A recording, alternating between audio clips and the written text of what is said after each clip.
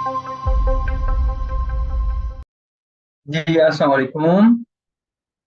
आवाज आ रही है आप लोगों को? वालेकुम यस सलाम। सर, जी सर, आवाज आ रही। चलें जी, हम अपने सेशन को स्टार्ट करते हैं। बिस्मिल्लाहिर्रहमानिर्रहीम। उम्मीद है सब लोग खैरियत से होंगे। तो उम्मीद है कि सब लोगों ने कल की क्लास को विजिट भी किया होगा। विजिट से मुराद ये है कि उन्होंने पढ़ा होगा कि क्या हमने लास्ट क्लास में पढ़ा था। तो अगर कल की क्लास में आप लोग का कल की क्लास में से कोई भी क्वेश्चन है तो आप लोग काइंडली क्वेश्चन पूछ सकते हैं। ठीक है, आई एम रिस्पॉन्सिबल कि मैं आप लोग को बताऊं। ठीक है। वालेकुम सलाम रजा। जी सलाम अलैकुम बशार साहब। वालेकुम सलाम जी सर।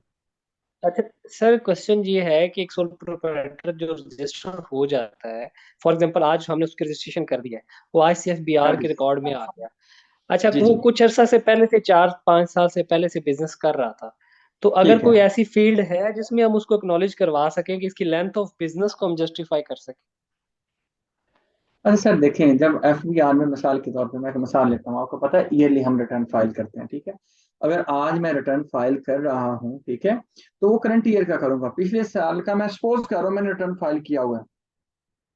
अगर मैंने किया हुआ है पर फाइल में ऐड करते हुए, जिसको हमने कल मॉडिफिकेशन का नाम दिया था, मैं मॉडिफाई भले जब मॉडिफाई कर रहा हूँ पुरानी डेट पे लिख लूँ तो सिस्टम एक्सेप्ट करता है। हालांकि ये नहीं होना चाहिए। यानी कि आज मैं बिजनेस ऐड कर रहा हूँ, मैं आज से 10 साल पुरानी डेट लिखता हूँ ना, सिस्टम वो भी एक्सेप्ट करता है। ठीक है। मैं उसको भले टैक्स ईयर जिसमें मॉडिफिकेशन करने जा रहा हूँ मैं 2024 लिख रहा हूँ जो करंट ईयर है, लेकिन जब मैं बिजनेस की एक्विजिशन डेट लिखता हूँ आज से 20 साल पुरानी लिख लेता हूँ, तो सिस्टम उस पर एतराज ही नहीं कर रहा। हालांकि ऐसा नहीं होना चाहिए, लेकिन ये समझो कि एक सिर्फ मैं अब क्या बोलूँ कि फ्लॉ है सिस्टम का, ये फॉरगनेस है कि मतलब इसकी कोई जस्टिफिकेशन नहीं बनती। ठीक है। ऐसा तरीका होता ना कि आज मैं बिजनेस ऐड कर रहा हूँ तो मेरे आज से पहले की डेट को अलाउ ही ना करता, लेकिन सिस्टम में ऐसी चीज सर नहीं है। ठीक है। कि हम कह सके नहीं यार, ये तो बिजनेस 10 साल पहले अगर हम शो कर सकते हैं तो इसका मतलब हम 10 साल पहले कर रहे हैं ना, तो क्यों नहीं हमने शो किया। तो अगर कोई बंदा कहता है तो हम कहेंगे सर हमने पहले कभी रजिस्टर्ड नहीं किया था। हाँ, अगर रजिस्टर्ड नहीं किया तो आप पुरानी रिटर्न के अंदर ले जाके शो कर सकते हैं। क्योंकि अगर आज मैं बिजनेस ऐड करूंगा तो सर उसका जो बिजनेस रिटर्न होगा तो मैं पिछले साल का फाइल करूंगा। जब हम रिटर्न में इस चीज को डिस्कस करेंगे तो इंशाल्लाह आपको वो चीज मजीद समझ आएगी। लेकिन आप ये याद कर लीजिए कि आज आपका बच्चा एक पैदा हुआ है। ठीक है। आप कहेंगे यार कैसी सादा सादा मिसालें में है, तो क्या उसकी आप आज से 10 साल पहले की या 2 साल पहले की आप नहीं करवा सकते यूनियन काउंसिल में रजिस्ट्रेशन। ठीक है। लेकिन अगर आज करवाना चाहे तो करवा सकते हैं, या आज रजिस्टर्ड हुआ वो बच्चा पैदा हुआ तो आज के 2 महीने बाद 3 महीने बाद लोग जानबूझ के वो 2-3 महीने 4 महीने 6 महीने डिले करते हैं, उसके बाद रजिस्टर्ड करवा लेते हैं, वो तो ठीक है। लेकिन लोग ऐसा नहीं करते।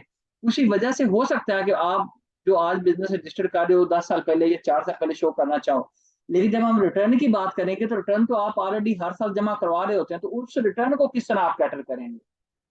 बात समझ रहे हैं? और सिस्टम सर इसमें जैसे आपने बताया कि 10 साल 20 साल पहले भी इसको सपोर्ट करता है, सिस्टम को फ्लॉ है। अच्छा। जी जी। अब लेकिन ये जो रिटर्न वो कितने साल बैक हमें जाके अगर हम कहें जी 5 साल पहले बिजनेस स्टार्ट किया था, 5 साल की रिटर्न हमें फाइल करने देगा बैक डेट। सर वो अगर आपने पहले कभी रिटर्न फाइल नहीं किया हुआ तो बिल्कुल करने देगा। आज की डेट पे रजिस्टर्ड होके आज ठीक है। से आप जितने साल की मर्जी पिछले रिटर्न, हाँ, जो नया एरस का पोर्टल है इसके ऊपर 2014 तक के रिटर्न आप फाइल कर सकते हैं। जी राइट सर, ठीक है, थैंक यू ठीक है सर। सर। ठीक है सर। और किसी का क्वेश्चन हो या प्रोसीड करो? सर स्पीडीली देखें। सर कल हमने बिजनेस स्ट्रक्चर को स्टार्ट किया था। हमने कहा आप सोल प्रोप्राइटर में कर सकते हो, पार्टनरशिप में, लिमिटेड लायबिलिटी पार्टनरशिप में, कंपनी में। हमने सोल प्रोप्राइटर को डिस्कस किया था। ठीक है। तो उसके बाद हमने इन चीज़ों को नहीं छेड़ा था। इन चीज़ों को आपको याद होगा। तो मैं इस चीज़ को एक दफ़ा स्पीडी 1 मिनट में रिकैप करूंगा, फिर हम आगे आगे बढ़ेंगे। हमने आपको कहा था कि सोल प्रोप्राइटरशिप जो होती है इसकी रजिस्ट्रेशन एफबीआर के साथ होती है ताकि हमें एक एविडेंस मिल जाए और हम बैंक अकाउंट खुलवा सकें, नथिंग एल्स। उसके अलावा इसका कोई ऑब्जेक्टिव ही नहीं है। It's useless. ठीक है। और कोई कानून नहीं है जो उसको डील करता हो, ठीक है। हमने कहा था कि सबसे पहले हम अपना एनटीएन बनाते हैं, जो कि हमने फर्स्ट क्लास में किया था। फिर उसके बाद जब एनटीएन बन जाता है तो उसके हम मॉडिफिकेशन करते हैं। मॉडिफिकेशन कर देते हैं तो हमारी प्रोफाइल के अंदर बिजनेस वो एनटीएन वेरिफिकेशन में जाके शो करता है, आपने कल देखा भी होगा। उसके बाद हम एक लेटर बनवाते हैं, स्टैंप बनवाते हैं, उसके बाद हमारा बैंक अकाउंट ओपन हो जाता है, ठीक है। बैंक अकाउंट ओपन करवा लिया हमने। हमारा जो मकसद था सोल प्रोप्राइटर को करवाने का, वो बैंक अकाउंट खुलवाना था। वरना हजारों किस्म के लोग हैं जो बिजनेस रजिस्टर नहीं भी करवाते सोल प्रोप्राइटर का और काम कर रहे होते हैं, ठीक है। इसके अलावा इसका कोई और मकसद सर नहीं है, ठीक है। मैंने फिर आपको बताया था कि वन मैन शो होता है, ठीक है, जिसमें फुल ऑटोनॉमी होती है उस वन मैन के पास, ठीक है। कोई सिंगल ओनर होता है, वो किसी के साथ प्रॉफिट शेयरिंग नहीं करता, उसकी अनलिमिटेड लाइबिलिटी होती है, कोई लीगल फॉर्मेलिटीज नहीं होती, ठीक है, इसको रजिस्टर्ड करने की, ठीक है। क्यों कर रहे हैं, मैंने कहा बिजनेस बैंक अकाउंट के लिए कर रहे हैं, ये कल की बात थी, ठीक है। मैंने आपको सर ये भी बताया था कि सेक्शन 181 ये पूरा एक चैप्टर है, चैप्टर 9 जो इनकम टैक्स ऑर्डिनेंस का है, जो रजिस्ट्रेशन के बारे में डील करता है कि आपने किसी भी बंदे को एफबीआर में रजिस्टर्ड कराना हो तो उसके बारे में जो बातें हैं वो इस चैप्टर में लिखी गई हैं। जो लोग कानून को समझना चाहते हैं, वो चैप्टर जो 9 है इनकम टैक्स ऑर्डिनेंस का, इनकम टैक्स ऑर्डिनेंस 2001, ठीक है। ये जो हमारा बेयर लॉ है उसके ये पेजेस हैं, ठीक है। उसकी मैंने तस्वीर लेकर उतने एरिया पे यहाँ पे पेस्ट किया है। तो कई जगहों पे आप जाते हैं तो उन लोगों ने ना अपने, जब आप उन पे उनके ऑफिस या शॉप पे या बिजनेस प्लेस पे जाते हैं, लाइफ स्टोर बैंक जाते हैं, उन लोगों ने एक वो चीज लगाई होती है, ये वाली शायद आपने देखा होगा, ये एनटीएन लगाया होता है, ठीक है। ये आपको समझ आ जाएगा। तो वो आप देखते हैं कि उन्होंने जो सर्टिफिकेट डिस्प्ले किया होता है वो इस सेक्शन की रिक्वायरमेंट है 181C की, ठीक है। अच्छा सर जी, ये ये वाली जो जो रिक्वायरमेंट इंफॉर्मेशन है यहाँ पे दी हुई है, ये इनकम टैक्स बुक से भी देख सकते हैं ना, जो टैक्स बुक मिलती है बुक शॉप से? जी जी सर, मैंने आपको ऑर्डिनेंस का डाउनलोड करना बताया भी था, आपने उम्मीद है डाउनलोड भी किया होगा। ये उसी के सेक्शन है, मैं सेक्शन इसलिए नहीं बढ़ा रहा क्योंकि सिर्फ लॉ बढ़ाऊंगा तो मैंने पास प्रैक्टिस के अकॉर्डिंग लोग बोर हो जाते हैं, बहुत ज्यादा बोर हो जाते हैं। मैं आपको सेक्शन इसलिए बता देता हूँ कि कुछ लोग माशाल्लाह बड़े समझदार लोग हैं जो कानून को समझने के लिए आए हैं, तो उनको मेरी तरफ से रिक्वेस्ट है कि आप लोग सर ये सेक्शन पढ़िए।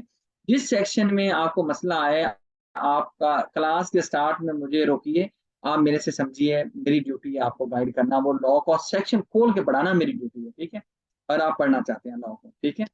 तो ये सेक्शन है जो आपके रजिस्ट्रेशन के मुतालिक है, ठीक है। इसमें ये वाली चीज मैंने आपको कहा था, डिफरेंट बैंकों में डिफरेंट ऑफिस में आप जाते हैं तो उन्होंने अपना एनटीएन लगाया होता है, तो वो कानून के इस सेक्शन को फॉलो कर रहे होते हैं। ये सेक्शन बोलता है कि आप अपने एनटीएन सर्टिफिकेट को अपने ऑफिस में जहाँ पे आपका काम है, प्लेस ऑफ बिजनेस बेसिकली जो है, वहां पे आप लगाएंगे, ठीक है। ये एक्टिव टैक्स पे लिस्ट का कल हम रूल की बात कर रहे थे, मैंने आपको रूल के बारे में बताया था, ठीक है। तो आपको याद होगा, वो उसी को अभी मैं खोलूंगा। उसके साथ आपका ये सेक्शन भी जो है ना 181A, ये एक्टिव टैक्स पे लिस्ट के बारे में बताता है, जो कल हम बातें कर रहे थे, अभी उसको हम रिकैप भी करते हैं या रिकॉल करते हैं। तो ये सेक्शन और रूल, अभी मिसाल के तौर पे कोई बंदा सिर्फ रूल्स पढ़ लेगा, उसको एक्टिव टैक्स पे लिस्ट की पूरी समझ नहीं आएगी। जो सिर्फ इनकम टैक्स ऑर्डिनेंस पढ़ लेगा उसको पूरी समझ नहीं आएगी। जो बंदा आपका प्रॉपर चाहता है कि उसको सही वाली समझ आए, ठीक है, किसकी सही समझ आए, इनकम टैक्स ऑर्डिनेंस की, तो वो एक्टिव टैक्स पे लिस्ट का एक कंसेप्ट मिसाल के तौर पे पढ़ना चाहता है, तो उस बंदे की क्या ड्यूटी है कि मेरे भाई वो दोनों चीजों को पढ़े। किन दोनों चीजों को पढ़े? जो हमारा इनकम टैक्स ऑर्डिनेंस है, ठीक है। इनकम टैक्स ऑर्डिनेंस का सेक्शन 181 जो है उसका जो ए है, ठीक है। और उसके बाद जो आपका रूल, कौन सा रूल था, आप लोगों में से कोई बताइए, कल मैंने बढ़ाया था, कौन सा रूल था सर? किसी बंदे ने हिम्मत की पढ़ने की? नहीं पढ़ा, ये देखने कितने अफसोस की दोबारा बात है। बताइए, कैन यू रिपीट सर किस दोबारा रूल पूछें सर, दोबारा मैं पूछें। सर मैंने आपको ये कहा है कि मुझे ये बताइएगा कि इनकम टैक्स ऑर्डिनेंस का जो है ना, ये सेक्शन 181A, ये एक्टिव टैक्स पे लिस्ट को डील करता है। मैंने कल ये इसके बारे में नहीं बताया था, मैंने तो आपको रूल में एक चीज बताई थी, वो किस रूल में लिखी हुई थी? Sir 81B। शाबाश शाबाश, ये मुझे दो जवाब आए हैं। अब जो बंदा एक्टिव टैक्स पे लिस्ट का कंसेप्ट पढ़ना चाहता है ना सही मायनों में, उस बंदे को चाहिए कि आपका, सॉरी, वो क्या करे, वो बंदा इस सेक्शन को पढ़े और इस रूल को पढ़े, तब वो कह सकता है कि मुझे एक्टिव टैक्स पे लिस्ट का पूरा कंसेप्ट पता है। अगर वो बंदा सिर्फ इस रूल को पढ़ के आ जाएगा तो उसको पूरा पता नहीं चलेगा, सेक्शन को अकेला पढ़ लेगा तो उसको पता नहीं चलेगा।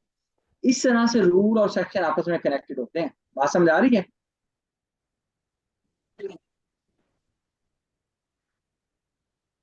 जी बताइएगा कि आप कहें कि मैं पूरा वो पढ़ लूं। 81B है यार, 82B नहीं है, 81B है, ठीक है। आप लोगों ने गलत बताया है, ठीक है। चलो खैर, इसको आप देख लीजिएगा। अभी मैं लास्ट वाली क्लास पे यहाँ से आगे आपको जंप करवाता हूँ। अच्छा, इसके साथ इसके साथ जो रजिस्ट्रेशन के मतलब है, ये मैंने आपको बहुत ज़्यादा डिटेल से नहीं बताना, ये सिर्फ वकला कम्युनिटी के लिए बता रहा हूँ। ये वाला जो सेक्शन है या जो ये चीज़ आपको बता रहा हूँ, क्योंकि ये लॉ को वो पढ़ना पसंद करते हैं, भले वो भी नहीं पढ़ते, ठीक है। तो ये वाले सेक्शन के साथ ये रूल्स है, ये वाले टैक्स पेड रजिस्ट्रेशन का जो रूल 79 से लेके 83 है, ये वाले मिला लें और कुछ पिछले मिला लें तो आपको रजिस्ट्रेशन का कंसेप्ट सही वाला समझ आएगा। मुझे नहीं पता कि आप पढ़ेंगे या नहीं पढ़ेंगे, लेकिन आपको पढ़ना चाहिए। और मैं बढ़ा भी सकता हूँ, लेकिन पूरी क्लास इस पे गुजर जाएगी वैसे इसको बढ़ाऊंगा, ठीक है। तो अभी हम लास्ट क्लास को दोबारा से रिकैप करने की कोशिश करते हैं। अभी मैंने आपको क्या बताया, एटीएल के लिए फिर क्या क्या चीज जरूरी है। सेक्शन 181A, ठीक है, प्लस रूल 81B, ठीक है। इन दोनों को आप पढ़ लीजिएगा तो आपको समझ आएगी। अब हम प्रॉपर सही वाला पार्टनरशिप को बाद में पढ़ेंगे। अभी मैं थोड़ी सी एक कंसेप्ट देता हूँ आपको रिटर्न फाइलिंग के मतलब, और हम कोशिश करते हैं एक आधी रिटर्न फाइल करने की। वो इसलिए कोशिश करते हैं, उसकी वजह ये है कि आपको पता है लास्ट डेट भी है, ठीक है, एक वो भी, और दूसरा थोड़ा सा आपको एक्सपीरियंस भी हो जाए। अच्छा, बजाय कि मैं फर्स्ट रिटर्न का ये कंसेप्ट आपको दूं, चंद सवाल आपके साथ डिस्कस करते हैं। जब भी आपके पास कोई क्लाइंट आता है, ठीक है, और वो आपको कहता है सर मुझे क्या बनना है, मुझे फाइलर बनना है। मैंने आपको कहा था कि अब आपके पास फाइलर नॉन फाइलर का कंसेप्ट नहीं है, आपको याद होगा। अब कौन सा कंसेप्ट है? Active inactive. एक्टिव इनएक्टिव का, ठीक है। तो आप उस बंदे को बताएंगे कि सर अब ये वाला कंसेप्ट नहीं है, एक्टिव इनएक्टिव का कंसेप्ट है, ठीक है। आप उसको एक्टिव इनएक्टिव का कंसेप्ट देंगे, ठीक है। एक्टिव इनएक्टिव कहाँ पे? एटीएल में। अब एटीएल क्या है? ये लास्ट क्लास में मैंने आपको बताया था, ये एक डॉक्यूमेंट्री है, ये एक डायरेक्टरी है जो किस चीज को रिप्रेजेंट करती है? इनएक्टिव। मैंने आपको बताया था जिसमें उन लोगों के नाम है जो एफबीआई के साथ रजिस्टर्ड कर लेते हैं, ठीक है। मैंने आपको कहा था ये समझाने की आता क्या, ठीक है। लेकिन जो बंदा इसमें रिटर्न टाइम पे फाइल नहीं करता तो फिर उसका नाम इस डायरेक्टरी में शामिल नहीं किया जा सकता, उस बुक में होता ही नहीं। इसका मतलब है फिर मैं ये नहीं कह सकता कि इस एटीएल में सब लोग का नाम होता है, बल्कि उन लोगों का नाम होता है जो टाइम पे रिटर्न फाइल करते हैं। आप कहें सर मैं टाइम पे रिटर्न फाइल नहीं, टाइमिंग के बारे में भी अभी हम डिस्कस करते हैं, मैं टाइम पे रिटर्न फाइल नहीं करता, तो मैं कहूंगा यार अगर आप टाइम पे रिटर्न फाइल नहीं करते ना तो आपका नाम इसमें नहीं आएगा। इसमें नाम डलवाने के लिए आपको पेनल्टी पे करनी पड़ेगी। पेनल्टी आप पे करेंगे, उसका चलान बना के अभी सिखा देता हूँ। आप पेनल्टी पे करेंगे, रिटर्न फाइल करेंगे, तब आप एटीएल में आएंगे, ठीक है। आप अपनी सर लंबी कहानियां ना करें, आप मुझे सीधा सीधा बताएं, मैं आपको सबसे पहले आप याद रख लें, ये वाला पॉइंट बहुत अहम है। ये वाला 1 साल का एटीएल अगले साल में पब्लिश होता है, ठीक है। इसका मतलब यह है कि कल एक खातून ने क्लास के एंड पे कहा कि सर जो हमने अभी टाइम पे रिटर्न फाइल की है, बेसिकली जो टैक्स ईयर, हम एक टैक्स ईयर एग्जांपल लेते हैं, इन्होंने कहा टैक्स ईयर जो 2023 था ना, उसकी जो स्टार्ट हुआ था, ये स्टार्ट हुआ था 1 जुलाई 2022 को। मैंने कहा मोहतरमा आपने बिल्कुल सही कहा। इन्होंने कहा सर ये एंड हुआ है यहाँ पे, तो मुझे ये बताएं बाय लॉ इसकी ड्यू डेट क्या है? ड्यू डेट, मैंने कहा मोहतरमा ड्यू डेट अंडर सेक्शन 118 जो आ रही है ना, वो आपकी आ रही है अगर वो इंडिविजुअल है, यानी कि अगर वो बंदा इंसान है, खाता पीता है, चलता फिरता है, नेचुरल पर्सन है, तो उसने 30, जैसे हमारा बिजली का बिल नहीं आया था, तो हमारे पास 7 8 10 दिन का टाइम होता है कि हम उसके अंदर जमा करवाते हैं। अगर उसके बाद हम जमा करवाते हैं तो हमारे ऊपर सरचार्ज लगाया जाता है। बिल्कुल इस तरह इनकम टैक्स रिटर्न को फाइल करने के लिए लॉ में है कि अगर आपका 30 जून तक आपका रिटर्न ड्यू हो जाता है, वो यहाँ से लेके यहाँ तक आपने गवर्नमेंट को हिसाब किताब अपने पैसे बताने होते हैं, अपनी इनकम एक्सपेंसेस, वो चीज़ों का अभी डिस्कस करते हैं, बस बेटा भाई, तो आपने बताना होता है। तो जो इंडिविजुअल होता है, इसको गवर्नमेंट ने कहा 30 जून के बाद 30 सितंबर तक अपना रिटर्न फाइल कर देना, ठीक है। और हमने कहा वो इंडिविजुअल ना हो, वो मैं और मेरा भाई मिलकर एक पार्टनरशिप पे बिजनेस करते हो, मेरे और मेरे भाई को निकाल दो, ठीक है। मेरा जो बिजनेस है वो बिजनेस तो कंबाइन है, ठीक है, मेरा बिजनेस अलग है मेरे और मेरे भाई का, और वहीं से पैसे आते हैं, मेरे भाई का भी घर चलता है, मेरा भी घर चलता है, ठीक है। तो अब जो बिजनेस का रिटर्न अलग होगा, मेरा रिटर्न अलग होगा, ठीक है। तो अगर मैंने अपने बिजनेस का, मेरा तो समझ आ गई कि जो मेरा जाती रिटर्न है, भले पैसे मुझे पार्टनरशिप से आते हैं, लेकिन फिर पार्टनरशिप से बिजनेस पैसे आने के बाद, मैं मिसाल देता हूँ, मैंने कंपनी के अंदर पैसे लगाए हों, कंपनी जो प्रॉफिट कमाएगी उस प्रॉफिट में से पैसे मेरे पास आएंगे ना, जो मेरे पास आ जाएंगे वो मेरी इनकम बन जाएगी। जब कंपनी किसी को सर्विस देगी तो कंपनी की इनकम बन जाएगी। आई बिलीव आप समझ रहे होंगे। तो इस तरह जो मेरा पार्टनरशिप का बिजनेस है, तो पार्टनरशिप ने जो अपनी रिटर्न करनी होगी, जो उस बिजनेस की जो रिटर्न फाइल करनी होगी, ठीक है, तो वो कब तक करेगी? उसके लिए भी यही डेट है, उसके लिए भी डेट चेंज नहीं है। ये भी आपको समझ आ गई कि सेक्शन 118 के अकॉर्डिंग ये डेट है। आपने कहा कि अगर सर मेरी कंपनी हो तो उसके खाते 30 जून तक एंड हो रहे हो और कंपनी का जो ईयर यहाँ से स्टार्ट होता है और ईयर यहीं पे एंड होता हो, फिर मैंने कहा अगर कंपनी है तो मेरे भाई याद रखो कि उसके पास इससे आगे मैं फार्मूला कैसे लगा रहा हूँ,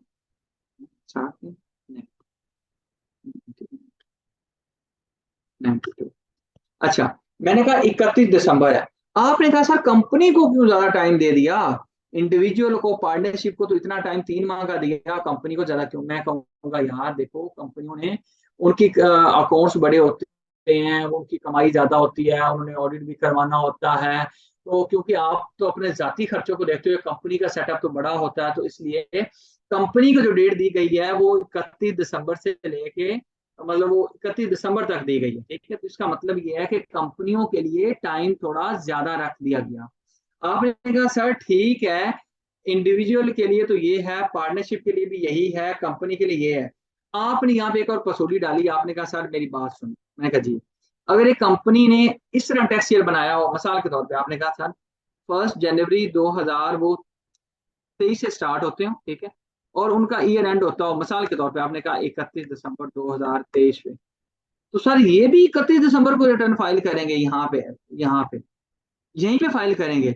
सर इसको तो इस तरह एक दिन भी नहीं मिल रहा, ये तो आखिरी दिन के ऊपर रिटर्न फाइल कर रहे हैं, उसी दिन ही खाते पहले बना के रखें। मैंने कहा नहीं नहीं नहीं, लॉ ने एक ऐसी गुंजाइश निकाली, अगर आपका ये जो ईयर एंड होता है, ठीक है, याद रखिएगा एक फाइनेंशियल ईयर का कंसेप्ट होता है क्या, फाइनेंशियल ईयर, ठीक है, जो नॉर्मली इंडिविजुअल के लिए कहाँ से स्टार्ट होता है, आपके 1 जुलाई से स्टार्ट होता है, ठीक है, यहाँ पे इंडिविजुअल के लिए बाय लॉ यहाँ से स्टार्ट होता है और वो कहाँ पे जाता है, individual, number 1 individual, number 2 partnership, ठीक है। अच्छा, इन दोनों का तो normally most of the time यहीं से स्टार्ट होगा, यहीं से, ठीक है, कहाँ से, यहाँ से, और ये एंड कहाँ पे हो रहा होगा सर, ये एंड हो रहा होगा यहाँ पे कानून में लिखा हुआ, ठीक है, अनलेस के ये लोग कोई कंपेलिंग नीड शो करके अपना वो चेंज करवा लें, ठीक है। अच्छा, फिर इनकी ड्यू डेट क्या है, वो आप लोग जानते हैं, इनकी ड्यू डेट फिर क्या है, ये वाली है, ठीक है। लेकिन कंपनी के केस में ऐसा सिनेरियो नहीं है। कंपनी का नॉर्मली जो स्पेशल टैक्स ईयर देखोगे वो आप उसका ही देखोगे। अच्छा, फोन साइज जी मैं बढ़ा देता। अच्छा, जो कंपनी है उसका ईयर एंड ऐसे भी तो हो सकता है, मैं कंपनी के 2 सिनेरियो बनाऊंगा। कंपनी का हो सकता है वो सेम इसी तरह ही स्टार्ट करें यहाँ से और एंड भी उनका यहाँ पे हो जाए, लेकिन उसके लिए ड्यू डेट क्या है, ये जो आपने 30 सितंबर टाइम बताया हुआ यहाँ पे, ये तो टाइम इंक्रीज हो के उनकी अपनी मर्जी होती है ना एफडीआर की, जैसे अभी 31 अक्टूबर तक टाइम चला गया है। मोहतरम मोहतरम मेरी बात सुने, सेक्शन 214A, मैं फिर उस तरफ आपको ले जाऊंगा, मैं ले जाना नहीं चाह रहा। Section 214A income tax ordinance, उसके अंदर एफबीआर के पास पावर्स हैं, कानून में लिखे हुई किसी भी टाइम लाइन को, मिसाल के तौर पर रिटर्न फाइल करने की ये डेट है, ठीक है, उसको वो एक्सटेंड कर सकते हैं, ठीक है, ये डेट है, ठीक है। उसके बाद विद होल्डिंग स्टेटमेंट फाइल करने की डेट है, उसको एक्सटेंड कर सकते हैं। उसके अलावा एडवांस टैक्स को पे करने की डेट है, उसको एक्सटेंड कर सकते हैं। एफबीआर के पास पावर्स हैं इस सेक्शन के रूल से, वो किसी भी लिखी हुई डेट को आगे पीछे कर सकें। जो आपका एक सर्कुलर जारी करके एफबीआर एक्सटेंड करता है इस डेट को, वो इसी सेक्शन की वजह से करता है, ठीक है। यानी कि मैं बाय लॉ डिस्कशन कर रहा हूँ, अभी मैं एक्सटेंशन की पावर डिस्कस ही नहीं कर रहा। वो तो समझे कि सर किसी भी चीज को, किसी भी डेट को एफबीआर के पास पावर्स हैं, एफबीआर अब्बू है कानून का, ठीक है, वो कानून को कुछ भी आगे पीछे कर ले। मैं अगर आप कहते हैं तो सर आपको आपकी रहनुमाई के लिए वो सेक्शन दिखा भी देता हूँ, दिखाने में बिल्कुल एतराज नहीं है, ठीक है, 1 मिनट दीजिए। और आपको 214,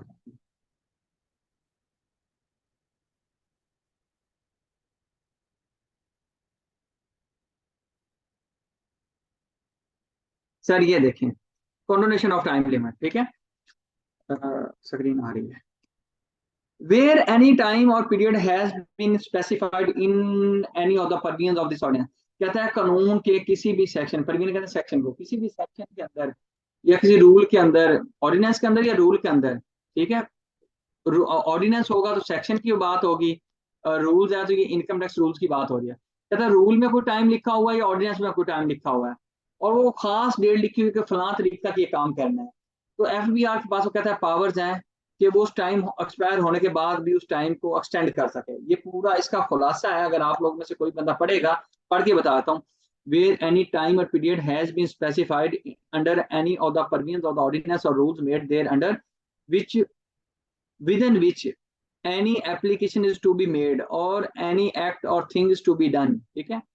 The board may at any time before or after the expiry of such time period in any case or classes of persons, ठीक है, cases of person permit such application to be made or such act to be done, ठीक है, within such time period as may consider appropriate।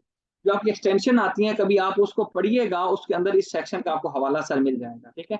अगर आपको फिर भी खुजली हो, नाराज नहीं हो जाना, ठीक है। तो मैं आपको सर ये वाली चीज कानून के अंदर भी यहाँ पे दिखा देता हूँ आपके, वो जो अभी सर्कुलर आया भी था जिसके तहत ये डेट एक्सटेंड हुई थी, तो सर ये देख लीजिए आपकी रहनुमाई के लिए, ठीक है। ये देखिए आईरिस, और सॉरी एफबीआर, ठीक है।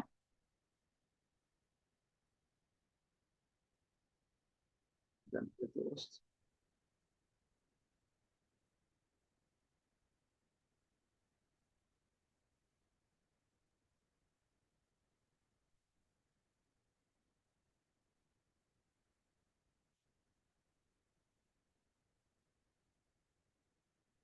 सर ये देखिए, ये डाउनलोड आ रहा है, ठीक है। इसके सामने एक्सटेंशन के बारे में ये सर्कुलर है एक्सटेंशन का, ठीक है। सर ये देख लीजिए, in exercise of the powers conferred under section 214 A of the income tax ordinance 2001 the federal board of revenue please to communicate that the date of filing of income tax return for the tax year 2023 for the persons who are required to file their return by 30 September, यानी कि individual and AOP की बात करिए, is extended to 31 October 2023 in view of the request from the various state bodies and tax bar associations, ठीक है। बिलाल अजहर साहब हैं जो सेक्रेटरी हैं रेवेन्यू बजट के, उन्होंने ये वाली चीज की है, ठीक है सर। अच्छा, तो सर मैं लॉ की बात कर रहा हूँ, मैंने एक्सटेंशन की बात नहीं की, लेकिन एक ऐसी कंपनी भी सर हो सकती है मेरे प्यारे दोस्त जिस कंपनी का बोर्ड तो नहीं हो गया, डेढ़ स्टूडेंट्स अवेलेबल हैं। यस सर जी अवेलेबल है। Sir available. चलें, थैंक यू। जी मुझे लग रहा था सर। मैं दीवारों से बातें कर रहा हूँ, मुझे ऐसा फील होने लगा। अच्छा अच्छा जी। तो सर मैं अगर कंपनी की बात करूँ, ऐसी भी तो कंपनी हो सकती है ना जो यहाँ पे 1 जनवरी पे स्टार्ट हो 2022 पे, ठीक है, और मिसाल के तौर पे वो 31 दिसंबर 2022 तक जाए, ठीक है। हो सकता है ना ये, कि नहीं हो सकता? अच्छा हो यहाँ पे यार सकता इसको, है। सॉरी इसको सर 23 का, ये किस सर्कमस्टांसेस में हो सकता है?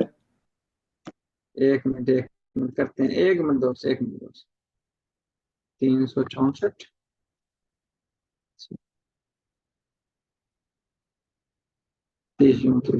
अच्छा अच्छा, मैं आपको बताता हूँ ना। एक कंपनी है, वो कहती है हमने खाते ही ऐसे बनाने हैं, मिसाल के तौर पर हम जनवरी से स्टार्ट होंगे, 31 दिसंबर तक जाएंगे, 12 महीने हमारे पूरे हो रहे हैं, हमने खाते ही ऐसे बनाने हैं। क्यों बनाने हैं?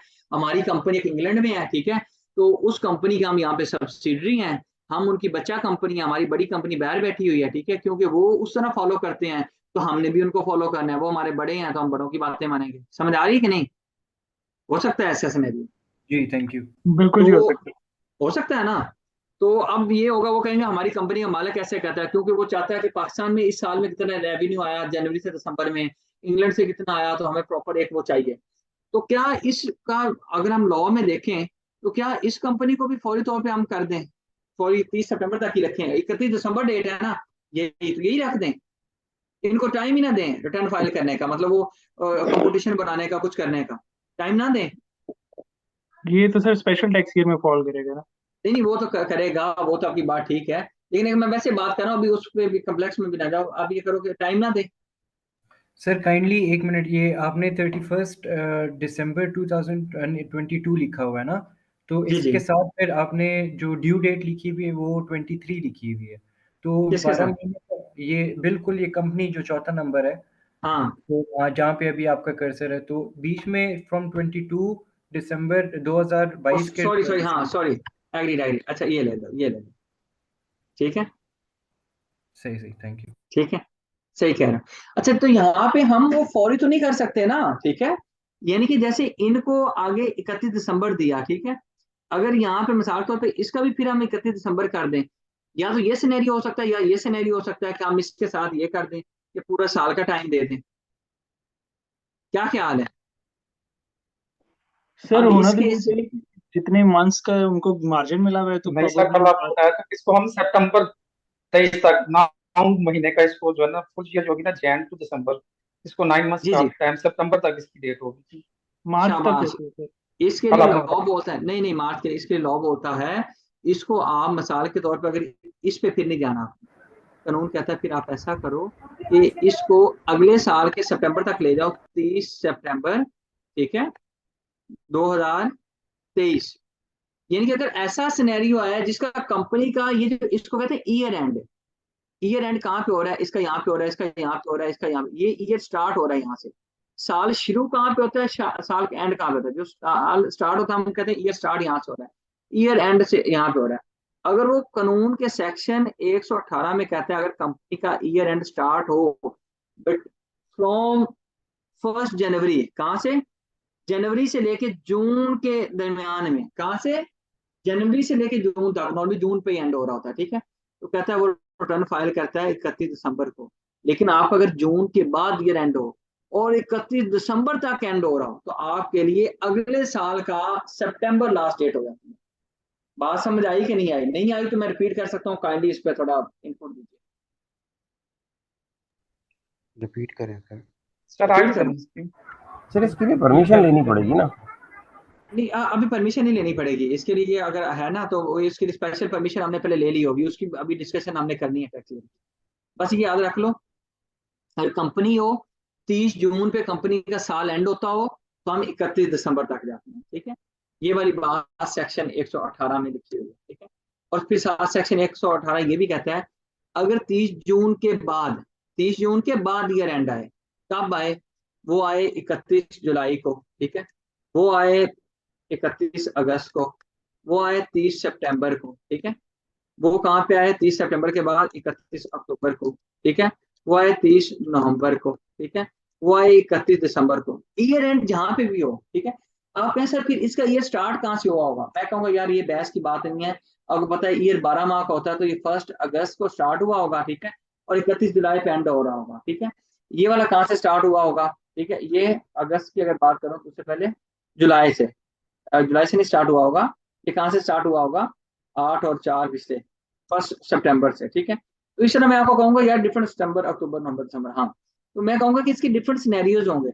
ईयर आपका एंड कहाँ पे हो रहा है आपने इसको देखना है। अगर आपका कंपनी का ईयर एंड यहाँ पे हो, यहाँ पे हो, यहाँ पे हो, यहाँ पे हो या यहाँ पे हो, आपके पास जो टाइम पीरियड है ना वो अगले साल का सितंबर है, अगले साल का सितंबर है, ठीक है। सर इसमें एक क्वेश्चन है जी जी, कि जैसे 2023 में ईयर एंड हो रहा है तो हम उसको कंसीडर करते हैं कि ये 2023 की रिटर्न है, जैसे ऊपर इंडिविजुअल पार्टनरशिप और कंपनी में है, जिसका ठीक है। ईयर एंड हो रहा है 31 दिसंबर 2022 को, और उसकी रिटर्न हम कर रहे हैं 23 में सितंबर में जाके, तो ठीक इसको है। ईयर कौन सा कंसीडर किया जाएगा कि किस साल की रिटर्न का? अच्छा, ये टैक्स ईयर का, स्पेशल टैक्स ईयर के कंसेप्ट के साथ इसको मैं जरूर बताऊंगा, ठीक है। ये स्पेशल टैक्स ईयर का कंसेप्ट है, ठीक है। इसको जब स्पेशल टैक्स ईयर की हमने अप्रूवल बात करेंगे ना कैसे होगी, उसके साथ मैं अपने भाई को बताऊंगा। ये टैक्स ईयर 2023 है वैसे, ठीक है, खत्म हो रहा है 31 दिसंबर पे, लेकिन 2023 है कैसे ये बता दूंगा, ठीक है। ठीक है सर, थैंक अच्छा, खैर अगर आपको थोड़ी भी समझ आई, बस ये याद रख लें कि कंपनी 31 दिसंबर तक कब होगी, जब उसकी क्लोजिंग डेट कब आ रही होगी, जनवरी से लेके जनवरी टू जून तक अगर आपका ईयर एंड आया, ठीक है, मैं 30 जून लगाता हूँ, जनवरी 1 से लेके जून 30 तक अगर आपका आए, क्लोजिंग ईयर का जो क्लोज हो रहा है यहाँ पे क्लोज हो रहा हो, तो आपकी लास्ट डेट क्या होती है इसके साथ, बल्कि मैं इसको 23 भी ऐड कर दूँ। मिसाल के तौर पे कंपनी का ईयर एंड कहाँ पे हो, 1 जनवरी पे हो, 15 जनवरी पे हो, 28 फरवरी पे हो, ठीक है, वो जहां पे मर्जी हो, यानी कि जून तक आके वो जहां भी एंड हो रहा है, ठीक है। आप कहें कि सर बात सुने, तो वो स्टार्ट कहाँ से हुआ होगा? मैं कहूँगा जहाँ पे एंड हो रहा है उससे पिछले 12 महीने से कहीं स्टार्ट हुआ होगा। 12 महीने क्योंकि कंपनी का नॉर्मली ईयर होता है, ठीक है। आप ऐसा नई कंपनी बनी है तो मैं कहूँगा फिर 12 माह से कम भी हो सकता है। लेकिन अगर मैं फिर कहूँगा कि दूसरा सिनेरियो कब हो, 1 जुलाई से लेके आपका 31 दिसंबर तक कहीं पे भी ईयर एंड हो, तो फिर कहाँ पे आपका होगा? और 23 की बात करूं तो ये 30 सितंबर आपका 2024 में बात चली जाएगी। ज्यादा परेशानी तो नहीं हुई? ये हमने क्लोजिंग को देखना है कि आपका ईयर क्लोज कहाँ पे हो रहा है। क्लोजिंग से क्या मुराद है? कंपनी आप अपना खाता कहाँ से कहाँ तक बना रही है। कंपनी अपना खाता नॉर्मली 12 माह का बनाती है, ठीक है। और कंपनी जो खाता बना क्लोज करेगी वो किसी एक डेट पे क्लोज करेगी। जिस डेट पे क्लोज करेगी उससे पिछले एक साल उसने स्टार्ट किया होगा। अगर मैं अपना खाता 31 दिसंबर पे क्लोज करता हूँ इसका मतलब है कि मैंने 1 जनवरी से स्टार्ट किया होगा। और मैं 30 जून पे क्लोज करता हूँ इसका मतलब है कि मैंने 1 जुलाई पिछले साल से स्टार्ट किया होगा, ठीक है।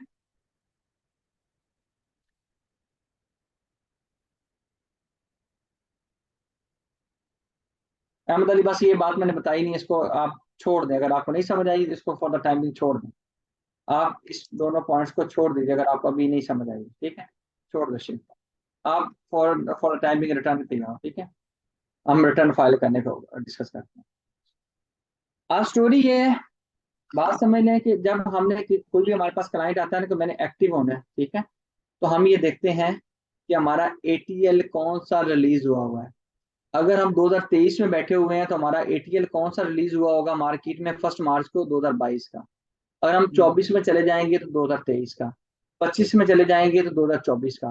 तो अभी इसका मतलब यह है कि एज ऑफ टूडे कौन सा एटीएल गवर्नमेंट ने पब्लिश किया हुआ है।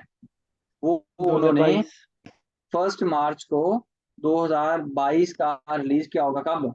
1 मार्च 2023 के ऊपर कब किस ईयर का पब्लिश किया होगा? 2022 का, ठीक है। अगर मैं 1 मार्च की बात कर लूं, किसकी? 2021 की, ठीक है। बल्कि एक साल आगे चलते हैं। अगर मैं 1 मार्च की बात करूं, किस 1 मार्च की बात करूं? मैं 2024 की बात करूं, ठीक है। तो इस 24 के ऊपर कौन सा रिलीज होगा? इस डेट के ऊपर कौन सा रिलीज होगा? 2023 23 वाला सर। यहाँ पे एक चीज याद रख लें, जो एटीएल रिलीज हो चुका होता है, अगर हमने किसी बंदे को एक्टिव करना हो तो हम उस साल की रिटर्न फाइल करते हैं जो एटीएल पब्लिश हो गया होता है। तो मुझे ये बताएं, आज की डेट क्या है? आप लोग जानते हैं, ठीक है। आज की डेट पे अगर मैं चला जाऊं तो 31 अक्टूबर है। इस डेट के ऊपर कौन सा एटीएल है मार्केट के अंदर? गवर्नमेंट ने कौन सा एटीएल पब्लिश किया हुआ है? 2022 2022 का, 23 का, 24 का? 2022 तो मुझे 2022 की रिटर्न को फाइल करना है। किस रिटर्न को फाइल करना है? 2022 की। लेकिन अगर मेरे पास तो क्लाइंट आएगा इंडिविजुअल, मुझे ये बताओ जो इंडिविजुअल आएगा तो इंडिविजुअल का जो लास्ट डेट थी 2022 की, वो लास्ट डेट क्या थी रिटर्न फाइल करने की? अक्टूबर 2022 होगी। नहीं, अक्टूबर किसने कहा जी? Due date for tax year 2022 कौन सी थी? काइंडली सारे लोग पार्टिसिपेट करें, लिख के या बोल के। 30 सितंबर 2022। सितंबर 30 सितंबर 2023। बाय लॉ वो 30 सितंबर 2022 थी बाय लॉ। लेकिन एफबीआर ने एक्सटेंड कर करके 15 दिसंबर 2022 किया हुआ है, ठीक है। मैं आपसे बता दूं, अच्छा भाई म्यूट कर लिया करें साथ में, वसीम बलोच साहब। अच्छा 15 दिसंबर थी। अगर आप 15 दिसंबर तक भी, अच्छा जब गवर्नमेंट एक्सटेंड कर देती है, एफबीआर डेट को एक्सटेंड कर देता है इसको, हालांकि लॉ में ये लिखी हुई है, तो वो शेर अफजल मरवत की तरह जैसे वो कहते हैं, तो या फिर ये डेट बढ़ जाती है, ठीक है। फिर ये वाली डेट आ जाती है, ठीक है। फिर इस डेट को हम फॉलो करते हैं, ठीक है। फिर हमारी नजर में ड्यू डेट ये नहीं रहती, क्योंकि एफबीआर ने, मैं आपको कहता हूँ कि यार आपने क्लास में आना है 9 बजे, फिर मैं आपको अलाउ कर देता हूँ आप 9:30 बजे तक भी आ सकते हैं, ठीक है। तो इसका मतलब ये है कि मैं पहले बोली अपनी स्टेटमेंट को फारिग कर रहा हूँ, फिर अगली डेट कौन सी ड्यू डेट है? ये वाली, ठीक है। अगली करेंगे। एफबीआर जब कानून में लिखी हुई डेट को अपनी पावर्स का इस्तेमाल करते हुए आपको एक्सटेंड कर दे तो फिर ड्यू डेट कौन सी बन गई, ये बन गई। तो अगर किसी बंदे ने रिटर्न इस डेट तक फाइल कर दी थी, वो तो विद इन ड्यू डेट कर रहा था, लेकिन आज अगर मुझे किसी बंदे को रिटर्न फाइल करनी है 2022 की, तो क्या मैं विद इन ड्यू डेट हूं? सर काइंडली बताइएगा, Yes, sir. क्या मैं विद इन ड्यू डेट पे हूं? नो यानी कि मैं ड्यू डेट, कौन सा बंदा कह रहा है जी सर? कौन से साहब अभी नींद में है? भाईजान हम विद इन ड्यू डेट नहीं है। आज की डेट आंखें खोल के देखे मेरे प्यारे दोस्त, हम ड्यू डेट से निकल चुके हैं। ठीक है, क्यों निकल चुके हैं? हम तो 31 अक्टूबर पे आ गए हैं, 15 दिसंबर थी 2022 की। मेहरबानी है आपकी। ठीक है, अगर हम बाद में आ गए तो हमारे ऊपर क्या होगा? ये देखिए सर, सेक्शन 182A, अगर हम ड्यू डेट के ऊपर रिटर्न फाइल नहीं करते, वो फिर साल कहता है ड्यू डेट कहाँ पे लिखी हुई है, कहता है सेक्शन 118 को पढ़ लेना। क्या करना?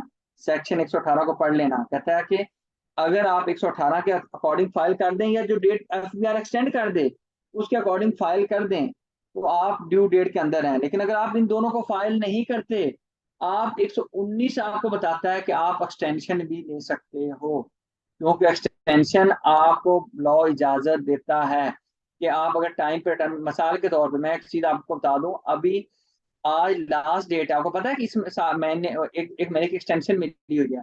आज की जो डेट है 31 अक्टूबर 2022-23, आज एक्सटेंड हुआ था लास्ट टाइम 30 डेज का, तो आज मतलब ये देख लो कि लास्ट डेट है। आज भी मैं अपनी आपकी क्लास के बाद कुछ रिटर्न मेरी 2-4 पेंडिंग है जो मैं अभी सबमिट करूंगा, लेकिन उनमें से एक ऐसी रिटर्न है जिसका डाटा मुझे अभी क्लाइंट ने दिया ही नहीं, उन्होंने कहा सर मैं अवेलेबल नहीं हूँ। ठीक है, तो मैं उसकी अभी एक्सटेंशन लूंगा, उसकी मैं एक एप्लीकेशन डालूंगा, सेक्शन 119(1) के अकॉर्डिंग मैं एक्सटेंशन ले सकता हूँ, ये भी मैं आपको सिखाऊंगा। ठीक है, इतना कोई मुश्किल काम नहीं है। तो अगर आप टाइम पे रिटर्न फाइल नहीं करते तो क्या होता है मेरे साथ? सबसे पहले ये मेरे साथ किया जाता है, not been included in the active tax pay. Sir आप मेरा नाम एक्सटेंशन ले एक्टिव, सकते हैं मैं एक्सटेंशन ले सकता हूँ, आपको बताऊंगा। ठीक है, अच्छा 15 दिन की एक्सटेंशन फॉरी मिल जाएगी। अच्छा, एक्टिव टैक्स पे लिस्ट में मेरा नाम नहीं आएगा, मैं फाइलर नहीं बनूंगा, जो मैं आपको बोलता हूँ, तो मेरा एक्टिव टैक्स पे लिस्ट में नाम नहीं आएगा। इसका मतलब ये है कि अगर टाइम रिटर्न पे फाइल नहीं की, नहीं आएगा। अच्छा, तो क्या मेरा नाम आएगा ही नहीं? आएगा। ये अब यहाँ पे खुद आके बताता है, कहता है कि आप क्या करो, आप 1,000 रुपये जमा करवा दो तो आपका नाम ATL में डाल दिया जाएगा। यहाँ पे आके बताता है कि मैं इसमें फिर एक्सेप्शन वो बता दूं। ये चलान दोबारा क्रिएट करना पड़ेगा। जी, चलान क्रिएट करना पड़ेगा 1,000 रुपये का। ठीक है, ये चलान क्रिएट करना में भी देखते हैं। ठीक है, तो ये वाली बात यहाँ पे लिखी हुई है। कंपनी हो कहता है टाइम पर रिटर्न फाइल नहीं करते तो 20,000 रुपये का जुर्माना है। आपका पार्टनरशिप का बिजनेस है 10,000 रुपये का जुर्माना, इंडिविजुअल हो तो 1,000 रुपये का जुर्माना। ठीक है, ये वाली बात यहाँ पे सेक्शन 182A के अंदर लिखी हुई है। तो मुझे अभी ये बताओ, आज जब मैं ड्यू डेट के बाद हूँ, ये इस तक फाइल करना बाय लॉ, लेकिन जब ये डेट उन्होंने छुट्टी करा दी, एक्सटेंशन देके ये दे दी, लेकिन मैं यहाँ पे किस डेट पे खड़ा हूँ? मैं तो खड़ा हूँ इस डेट पे, तो फिर ड्यू डेट के ऊपर तो नहीं हूँ, इसके ऊपर तो नहीं हूँ। तो फिर जब ड्यू डेट में नहीं हूँ तो मेरा नाम ATL में डाला जाएगा, जो ATL यहाँ पे रिलीज हो गया है 2022 का? नहीं सर, नहीं डाला जाएगा। नहीं डाला जाएगा। अब मैं क्या करूँ अपना नाम नहीं डलवाने सर, डाला के जाए। लिए? सर जी अगर हम मार्च, आपने बताया कि मार्च जो है ना 1 मार्च को वो पब्लिश होगी, लेकिन हाँ मार्च से पहले पहले अगर आप उसको कर देते हैं तो वो आपका नाम उसमें पब्लिश हो जाएगा, सर, जो कल नहीं आपने होगा बताया बोल्ड में आएगा सर। वो। अगर within due date return file नहीं करूंगा तो नहीं होगा, अभी यही तो बता रहा था। आप विद इन ड्यू डेट नहीं है सर, आज आज आप रिटर्न फाइल करना है प्यारे दोस्त। रिटर्न फाइल 31, करेंगे या फिर एप्लीकेशन अगर देते हैं तो फिर ये इसमें नाम रहेगा मुझे। क्या करते हैं? 119 के ऊपर जो आपने कहा कि और एप्लीकेशन अगर नहीं, 119 की एप्लीकेशन तब देनी है जब आप विद इन ड्यू डेट होंगे। जैसे आज विद इन ड्यू डेट हूँ, 31 तारीख आखिरी है, अगर आज की डेट में एक्सटेंशन दे सकता हूँ, ठीक है, और 15 दिन का टाइम ले सकता हूँ, ठीक है, विद इन ड्यू, फिर भी मैं विद इन ड्यू डेट माना जाऊंगा। लेकिन अगर मैं हूँ इस डेट पे, ठीक है, ये तो मैं बात कर रहा हूँ 2023 की, ठीक है, कि मैं एक्सटेंशन ले सकता हूँ। 2022 की मैं कैसे एक्सटेंशन ले लूँ? 2022 की एक्सटेंशन नहीं मिल सकती सर, 2023 की इसलिए मिल सकती है कि मैं विद इन ड्यू डेट बैठा हूँ। अब देखो, बिजली का बिल आया हुआ है, मैं उसकी किस्तें बनवानी हो, तो जो इस महीने का मैंने पे नहीं किया उसकी तो किस्तें बन सकती है, तो पिछला उसकी भी किस्तें नहीं बनेंगी। समझ आ रही है कि नहीं? सही है सर, ठीक है। मेरा नाम सर इंक्लूड नहीं किया जाएगा। अगर मैं इस डेट के ऊपर एक्सटेंशन लेता ना, इस डेट के ऊपर, तो मुझे 15 दिन की एक्सटेंशन मिल जाती, ठीक है। लेकिन आज के दिन नहीं मिल सकती, आज तो क्योंकि मैं हूँ कहाँ पे पहुंच गया हूँ, ठीक है, तो यहाँ पे एक्सटेंशन नहीं मिलेगी, ठीक है। तो फिर मैं क्या करूंगा, मुझे सेक्शन 182A ने जो 1000 रुपये वाला जुर्माना बताया वो मैं करूंगा। तो अभी मुझे एक और चीज बताओ, यहाँ पे आपका इम्तिहान आएगा असल, जो आप लोगों में से आधी क्लास गलत जवाब देगी, ठीक है। चलो आपका इम्तिहान, अगर मेरे पास एक क्लाइंट आए 1 जनवरी 2023 को, ठीक है, एक क्लाइंट आता है 28 फेब 2023 को, एक मेरे पास क्लाइंट आता है 15 जुलाई 2023 को, एक क्लाइंट आता है मेरे पास 31 दिसंबर 2023 को, और एक क्लाइंट फिर आगे आप डाल लें जी यहाँ पे,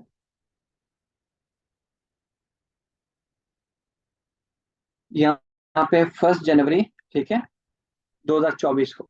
तो सर आप लोग मुझे गाइड करेंगे प्लीज, सब लोग लिखें कि ये सिनेरियो 1 है, ये सिनेरियो 2 है, ये सिनेरियो 3 है, ये सिनेरियो 4 है, ये सिनेरियो 5 है। तो मैं यहाँ पे किस टैक्स ईयर की रिटर्न फाइल करूंगा, यहाँ पे किस टैक्स ईयर की रिटर्न फाइल करूंगा, यहाँ पे किस ईयर की, यहाँ पे किस ईयर की, यहाँ पे किस ईयर की, किस ईयर की रिटर्न फाइल की जाएगी, फर्स्ट सिनेरियो में, दूसरे में कौन सी, ठीक है, तीसरे में कौन सी। मुझे एटीएल को देखना है, याद रखिएगा, मुझे एटीएल को देखना है कि कौन सा एटीएल मार्केट के अंदर है, गवर्नमेंट ने कौन सा एटीएल पब्लिश किया है। गवर्नमेंट हर साल 1 मार्च को एटीएल पब्लिश करती रहती है, फिर वो अपडेट होता रहता है, ठीक है, हर संडे को, ठीक है। तो अभी बस अभी याद रखें, अभी तो रियल टाइम में अपडेट होता है। अभी याद रखें 1 मार्च को हर साल एटीएल रिलीज होता है। अगर मुझे अपना रिटर्न 1 जनवरी 2023 का करना है, तो मुझे कौन सी रिटर्न फाइल करनी होगी फर्स्ट सिनेरियो में। सर अगर 23 का करना है, 23 का। सर यहाँ पे, सर यहाँ पे मुझे बस यहाँ का चाहिए, यहाँ का बताएं पहले। 23 सितंबर 23 नहीं, मुझे 2022 2024। मेरे पास यहाँ पे क्लाइंट आया, 2022 सर सुने सुने सुने, 1 जनवरी 2023 को क्लाइंट आया, उसने कभी रिटर्न फाइल नहीं किया, उसने कहा सर मैंने एक प्लॉट लेना है, बड़ा अरबपति आदमी हूँ, ठीक है, मुझे काइंडली फाइलर कर दीजिए, 5 करोड़ का प्लॉट ले रहा हूँ, उसके ऊपर बहुत ज्यादा टैक्स बन रहा है, अगर मैं नॉन फाइलर हूँ और फाइलर हो जाऊंगा तो मेरे टैक्स कम पड़ेगा, ठीक है। उसने फाइलर नॉन फाइलर ही आपको बोलना है, तो आपने कहा ठीक है। तो आप इस बंदे की किस साल की रिटर्न फाइल करेंगे। 2023 की। सर 22 करेंगे ना, क्योंकि लास्ट टैक्स ईयर तो 2022 क्लोज हुआ है, 22 और उसकी जो एटीएल है वो मार्च 23 में आना है। सर 23 का तो 30 जून 2023 को एंड हो रहा है, तो 23 को तो नहीं करेंगे। अगर जनवरी में आ रहा है तो उसकी 22 की ही रिटर्न होगी।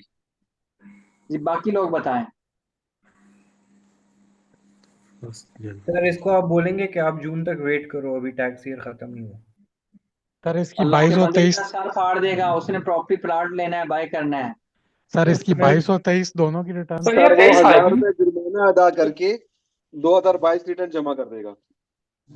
इतने कोई कसम से ना, अब मैं क्या बोलूं। सर चलो ये 21 का कर सकता है अगर फाइन भी दे दे साथ। आप लोग फिर इतने 2021 के एटीएल में आने के लिए 2021 की रिटर्न फाइल करेगा विद सुनो पेनल्टी। सुनो सुनो, खामोश हो जाओ सारे। यहाँ पे कौन सा एटीएल पब्लिश हुआ है 1 जनवरी 2023 को,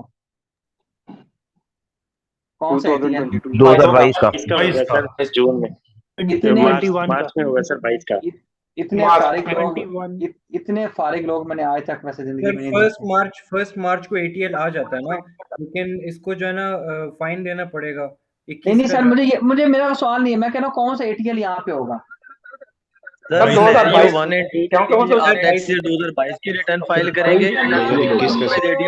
22 का एटीएल 1 मार्च एटीएल 2023 को सर, आएगा, तो यहाँ पे 2021 क्या है जी सर, तुम्हारा दिमाग ठीक है। सिनेरियो 1 में 2000 यहाँ पे 2021 का एटीएल है, म्यूट कर लें सब लोग, बड़ा खुशी हुई मुझे जान के।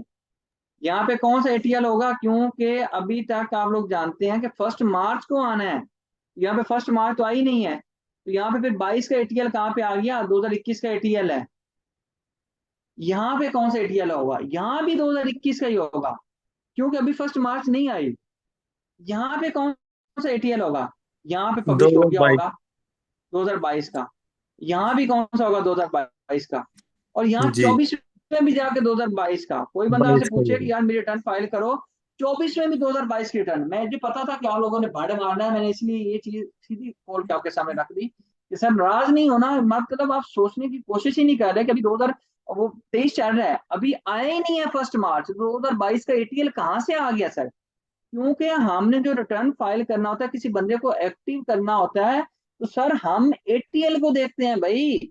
अभी एटीएल, अच्छा आप मुझे ये बताएं कि जो एटीएल है हमने उसी साल की रिटर्न फाइल करनी है, तो यहाँ पे फिर किस साल की टैक्स ईयर, किस टैक्स ईयर की रिटर्न फाइल करूंगा यहाँ पे? किस साल की रिटर्न फाइल करूंगा? 2021 21 के सर। शाबाश, यहाँ पे 2021 की रिटर्न फाइल करूंगा सर। यहाँ पे सर कौन जी सी रिटर्न फाइल होगी? 2021 21 की, ठीक है। यहाँ पे 22 की, ठीक है। 22 यस सर। यहाँ पे भी 22 की, ठीक है। और इवन 24 में भी जाके 22 की हो रही है। मुझे पता था कि आप लोगों ने जो मस्ती करनी है, आप लोगों को वो इश्यू होगा। हम क्यों, आप कहें कि सर मैंने आपको ये देखें, इश्यू को आपने शायद फिर एटीएल को बिल्कुल ही फारिग से ले लिया था। मैंने कहा था 1 साल का एटीएल अगले साल में पब्लिश होगा। जब मैं यहाँ पे जानबूझ के कंफ्यूज करने के लिए यहाँ पे जब मैं लेके गया, मैंने कहा मुझे बताएं कि इस डेट पे कौन सा एटीएल है। आपने बगैर सोचे समझे 23 देखा, आपने कहा सर 2022। ये नहीं सोचा कि अभी मार्च तो आया ही नहीं है। जब 1 मार्च नहीं आई तो फिर तो 22 का हो ही नहीं सकता, फिर तो 21 का होगा। कितने लोग इतफाक करते हैं सर, काइंडली बताइएगा। वसीम बलोच साहब अभी भी देख लें कि वो माशाल्लाह से यहीं पे खड़े हुए हैं नहीं 22 पे। सर, समझ आ गया। अब ये इंडिविजुअल और पार्टनरशिप के लिए यही मतलब हम छोड़ यूज दो, अभी करने अभी मैं का। इंडिविजुअल पे हूँ, आप छोड़ दो, उसको भी छोड़ दो, इंडिविजुअल पे हूँ। ओके ओके, बस समझ ठीक आ है गया सर, आ गया। जी। बाकी लोग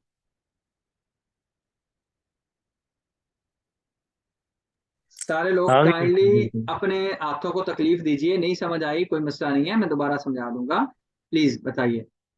ठीक है, चलें, थैंक यू। समझाते हैं। दोबारा समझा दूं? देखें मैं ये कह रहा हूँ, मुझे आप ये बताएं, ये वाली बात समझ आई क्या? ये वाली बात कल आपने जाके पढ़ने की कोशिश की थी घर जाके? ये वाला पॉइंट पढ़ा था, ये पॉइंट? जो भी मोहतरमा है जिन्होंने पूछा, मुझे ये बताएं कि ये पॉइंट आपको समझ आता है? मैं जो आपसे आपने हूँ, काइंडली मुझे रिस्पॉन्ड बैक करें ना प्लीज। आपने जो लिखा है ना, मतलब जो ईयर की टैक्स वगैरह लिखी वो समझ नहीं है, बाकी समझ आ रही है। मुझे, मेरा सवाल वो है नहीं बिस्मा, मेरा सवाल ये है कि ये बात समझ आ रही है? ये जो बात ये लिखी हुई है, जी आ रही है। अच्छा ये मुझे बताएं कि ये क्या लिखा हुआ है, काइंडली थोड़ा सा अपने अल्फाज में रिपीट करने की कोशिश कीजिए प्लीज। आप पॉइंट पे वो कर देंगे अंडरलाइन। ये वाला, ये यहाँ पे भी लिखा हुआ है, ये देखो, ये मुझे ये लिखा ट्रांसलेशन इसकी बता दो, ट्रांसलेशन बता दें बस। बताती हूँ।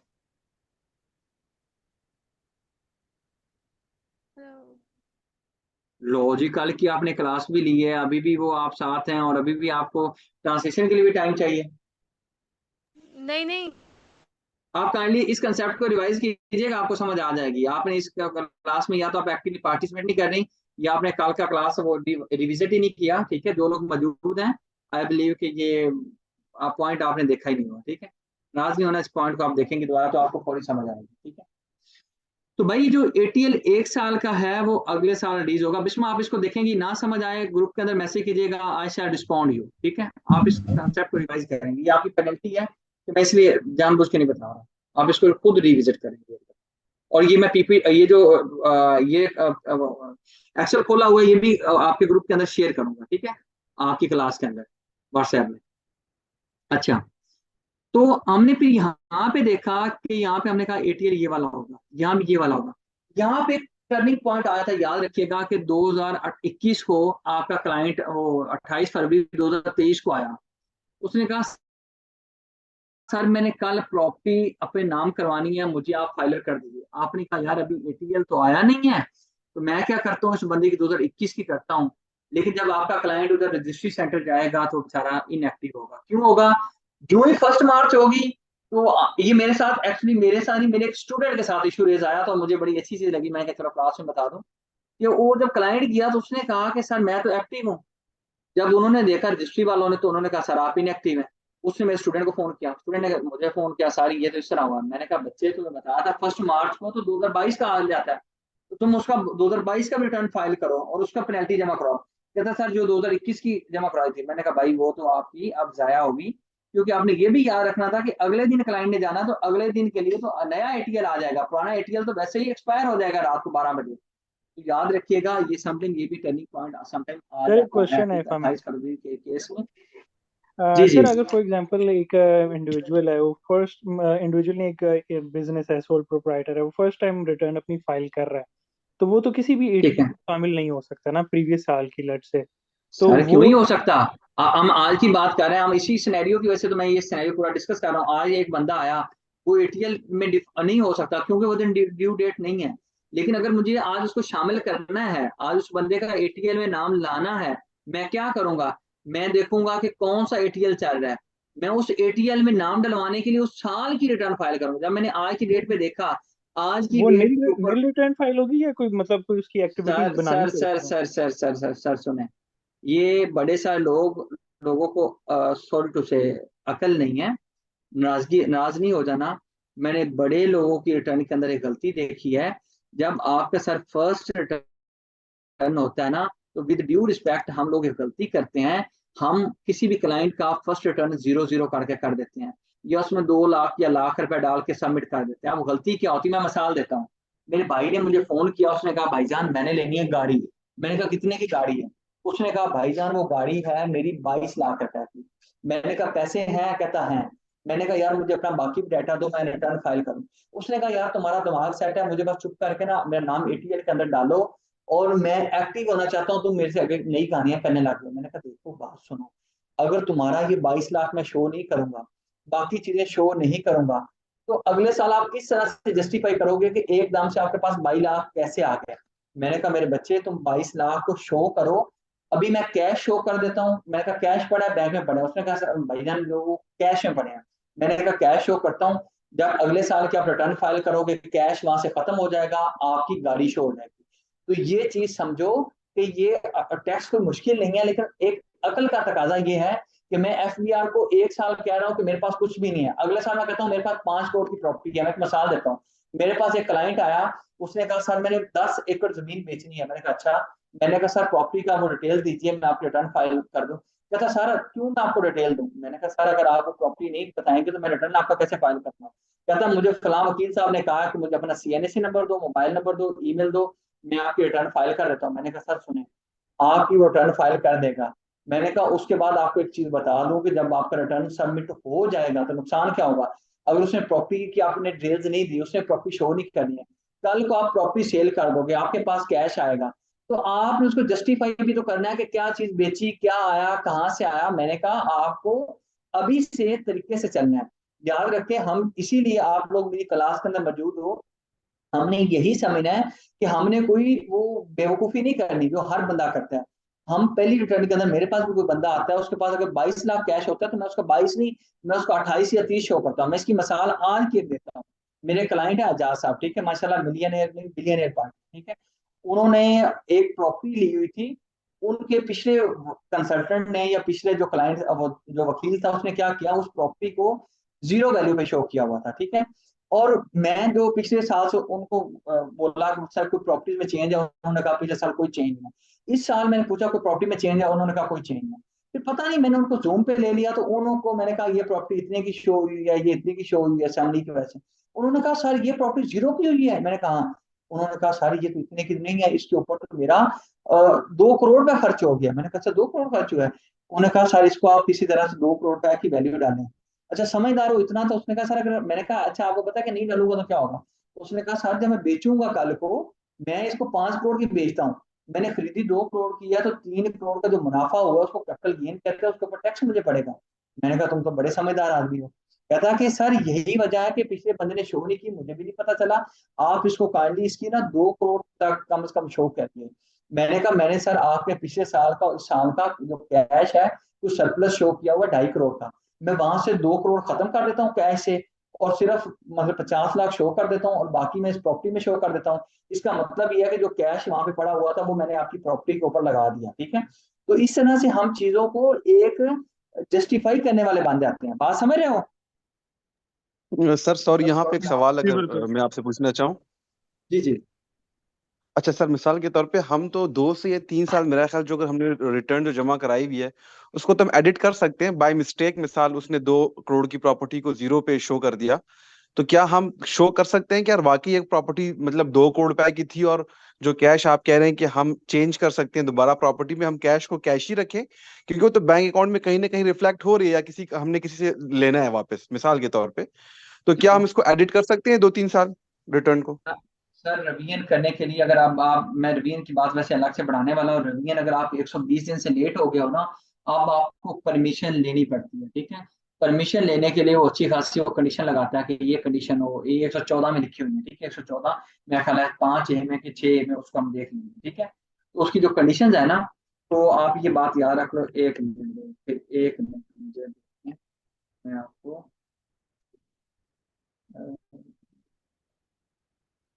सर आप अपनी बात करें, बस ये पेज जरा जूम आउट कर दें, मैंने एक चीज नोट करनी है राइट साइड पे, वो जो आपने राइट साइड, अच्छा ये ले। अच्छा ये वाली चीज ना सर, मैं आपको ड्यू डेट्स के अंदर वो उसमें दिखा दूंगा एक्सटेंशन वगैरह की। रिवीजन हम कर सकते हैं, लेकिन अब रिवीजन वो उस तरह से नहीं रहा कि आप ऐसे ही मुंह उठा के हम लोग रिवीजन कर लें। हमें बकायदा उसकी एक्सटेंशन लेनी, वो रीजन देनी पड़ती है, क्योंकि उसमें कंडीशन ये है, पहले से आप इनकम कम ना करो, अपने एसेट्स को कम ना करो, लॉसेस को आप कम ना करो, ज्यादा करोगे। सॉरी, लॉसेस को मतलब है ज्यादा नहीं करोगे, कम करोगे, प्रॉफिट्स को आप ज्यादा करोगे, जिसमें टैक्स डिपार्टमेंट का फायदा, ऐसी रीजन हो, ठीक है। रिवीजन तो हो सकती है, लेकिन एक बात याद रखना, अगर आप 3 साल पुरानी रिटर्न रिवाइज करोगे, फिर जो 2 साल पुरानी है वो भी आपको रिवाइज करनी पड़ेगी, जो 1 साल पुरानी है वो भी रिवाइज करनी पड़ेगी, ठीक है। क्यों? क्योंकि एक रिटर्न के ऊपर दूसरी रिटर्न बेस होती है। कैसे? अगर मैं 1 साल कुछ कमाता हूँ, तो मैं कहता हूँ यार उस साल मैंने प्रॉफिट कम, वो पैसे कम या ज्यादा बचाए हैं, और उससे अगला जो साल है उसमें वही जो पिछले साल की सेविंग होगी वो कैरी फॉरवर्ड भी तो होगी। बात समझ रहे हैं कि नहीं? अच्छा। मैं आपसे बिल्कुल आपकी बात से एग्री करता हूं सर। मैं आपसे इसलिए मैंने कहा कि मिसाल फर्स्ट रिटर्न किसी बंदे ने 2018 की या 19 की फाइल की है, ठीक है। जी जी अगर वो अपनी रिटर्न 2018, 19, 20 अगर चेंज करना चाहे तो वो चेंज करके फिर दोबारा से एक्यूरेट हो सकता है, तो इसके लिए प्रोविजन आप कह रहे हैं लेनी पड़ेगी। जी जी जी, परमिशन लेनी पड़ेगी, ठीक है। इसके लिए हमें परमिशन लेनी पड़ेगी, ठीक है सर। सर अगर न्यू पर्सन रिटर्न फाइल कर रहा है फर्स्ट टाइम, तो उसको पिछले 2-3 साल की करनी पड़ी है, डायरेक्ट फर्स्ट ईयर से ही करेगा वो? अच्छा, मैं सर इसी के लिए ना, हम ये जो एटीओ वाला कंसेप्ट लगे हुए थे ना, एक होता है सिर्फ, एक मेरे पास वो क्लाइंट आता है जो मुझे सर कहता है कि मुझे सिर्फ और सिर्फ ना बस एटीएल में नाम चाहिए, एक दफा मेरा नाम आ जाए बस, डेट शीट में अपनी। अच्छा एक बात, पहली बात ये याद रख लें, एक दफा रजिस्टर्ड होने के बाद आपका एफबीआर के साथ निकाह हो जाता है। जिस तरह से आप अपनी बेगम को वैसे छोड़ सकते हैं, डिवोर्स कर सकते हैं, लेकिन एफबीआर आपको डिवोर्स नहीं देता, ठीक है। आपको हर साल रिटर्न फाइल करना मैंडेटरी हो जाता है बाय लॉ, ये परवीन आपको बढ़ा भी दूंगा, ठीक है। तो आप कहते हैं कि मैंने एक दफा करना है, तो लेकिन आपका हमेशा हमेशा का निकाह हो गया एफबीआर से, आपको रिटर्न फाइल करना है, ठीक है। आपकी इनकम है। अच्छा कुछ लोग पता है मिस इंटरप्रेट क्या करते हैं, वो कहते हैं मुझे हर सूरत क्या टैक्स देना होता है, रिटर्न फाइल करने का मतलब टैक्स देना होता है। मैं ये चीज आपको पावर करवा दूं कि हर साल रिटर्न फाइल करने का मतलब टैक्स देना नहीं है। हर साल रिटर्न फाइल करने का मतलब ये है कि गवर्नमेंट को आपने बताना है इस साल मैंने कुछ कमाया या नहीं कमाया, कमाया तो कितना कमाया, ठीक है। मेरे एसेट्स कितने हैं, मैंने अगर वो टैक्स दिया तो वो कितना दिया है, मेरे एक्सपेंसेस कितने हैं, ठीक है। ये चीजें मैं एफबीआर को बता रहा होता हूँ। इस रिपोर्ट करने को हम कहते हैं कि रिटर्न फाइल करना, ठीक है। दूसरी बात ये है, लाजमी नहीं है कि मैंने जो चर्च से पैसे कमाए, मैंने अफ्यूम से कमाए, मैंने कोई भी गंदी चीज बेची, कोई भी गलत काम किया जो बाय लॉ मना है, वही मेरी ब्लैक मनी है, नहीं। याद रखिएगा, अगर आपने अपनी रिटर्न के अंदर कोई पैसे अपने डिक्लेयर नहीं किए, वो गवर्नमेंट के रिकॉर्ड्स में नहीं है, तो वो आपकी ब्लैक मनी है, ठीक है। ब्लैक मनी डजंट मीन कि आपके हराम या इलीगल सोर्सेज से कमाए गए पैसे। जो पैसे आपके रिटर्न के अंदर डिक्लेयर हो जाते हैं सिर्फ वही आपकी व्हाइट मनी होती है। उसके अलावा जितने भी आपके पैसे आपके पास होते हैं जो रिटर्न के अंदर डिक्लेयर नहीं है, वो ब्लैक मनी है, ठीक है। ये भी आपने चीज याद रखनी है। तो यहाँ पे जो साहब कह रहे हैं सर, अच्छा ये मैं आपको बताता हूँ। यहाँ पे एक साहब कह रहे हैं कि सर मैं क्या 1 साल की रिटर्न फाइल करूँ, 2 साल की करूँ, 3 साल की करूँ। मेरे क्लाइंट की हमेशा ख्वाहिश ये होती है कि मेरा नाम एटीएल में आ जाए, ठीक है। मैंने जब नाम एटीएल के अंदर सर डालना है, तो मुझे उसके लिए क्या करना है कि मुझे देखना है कि रिटर्न किस साल का फाइल करूं। इसके लिए मुझे पहले देखना है कि किस साल का एटीएल गवर्नमेंट ने पब्लिश किया हुआ है।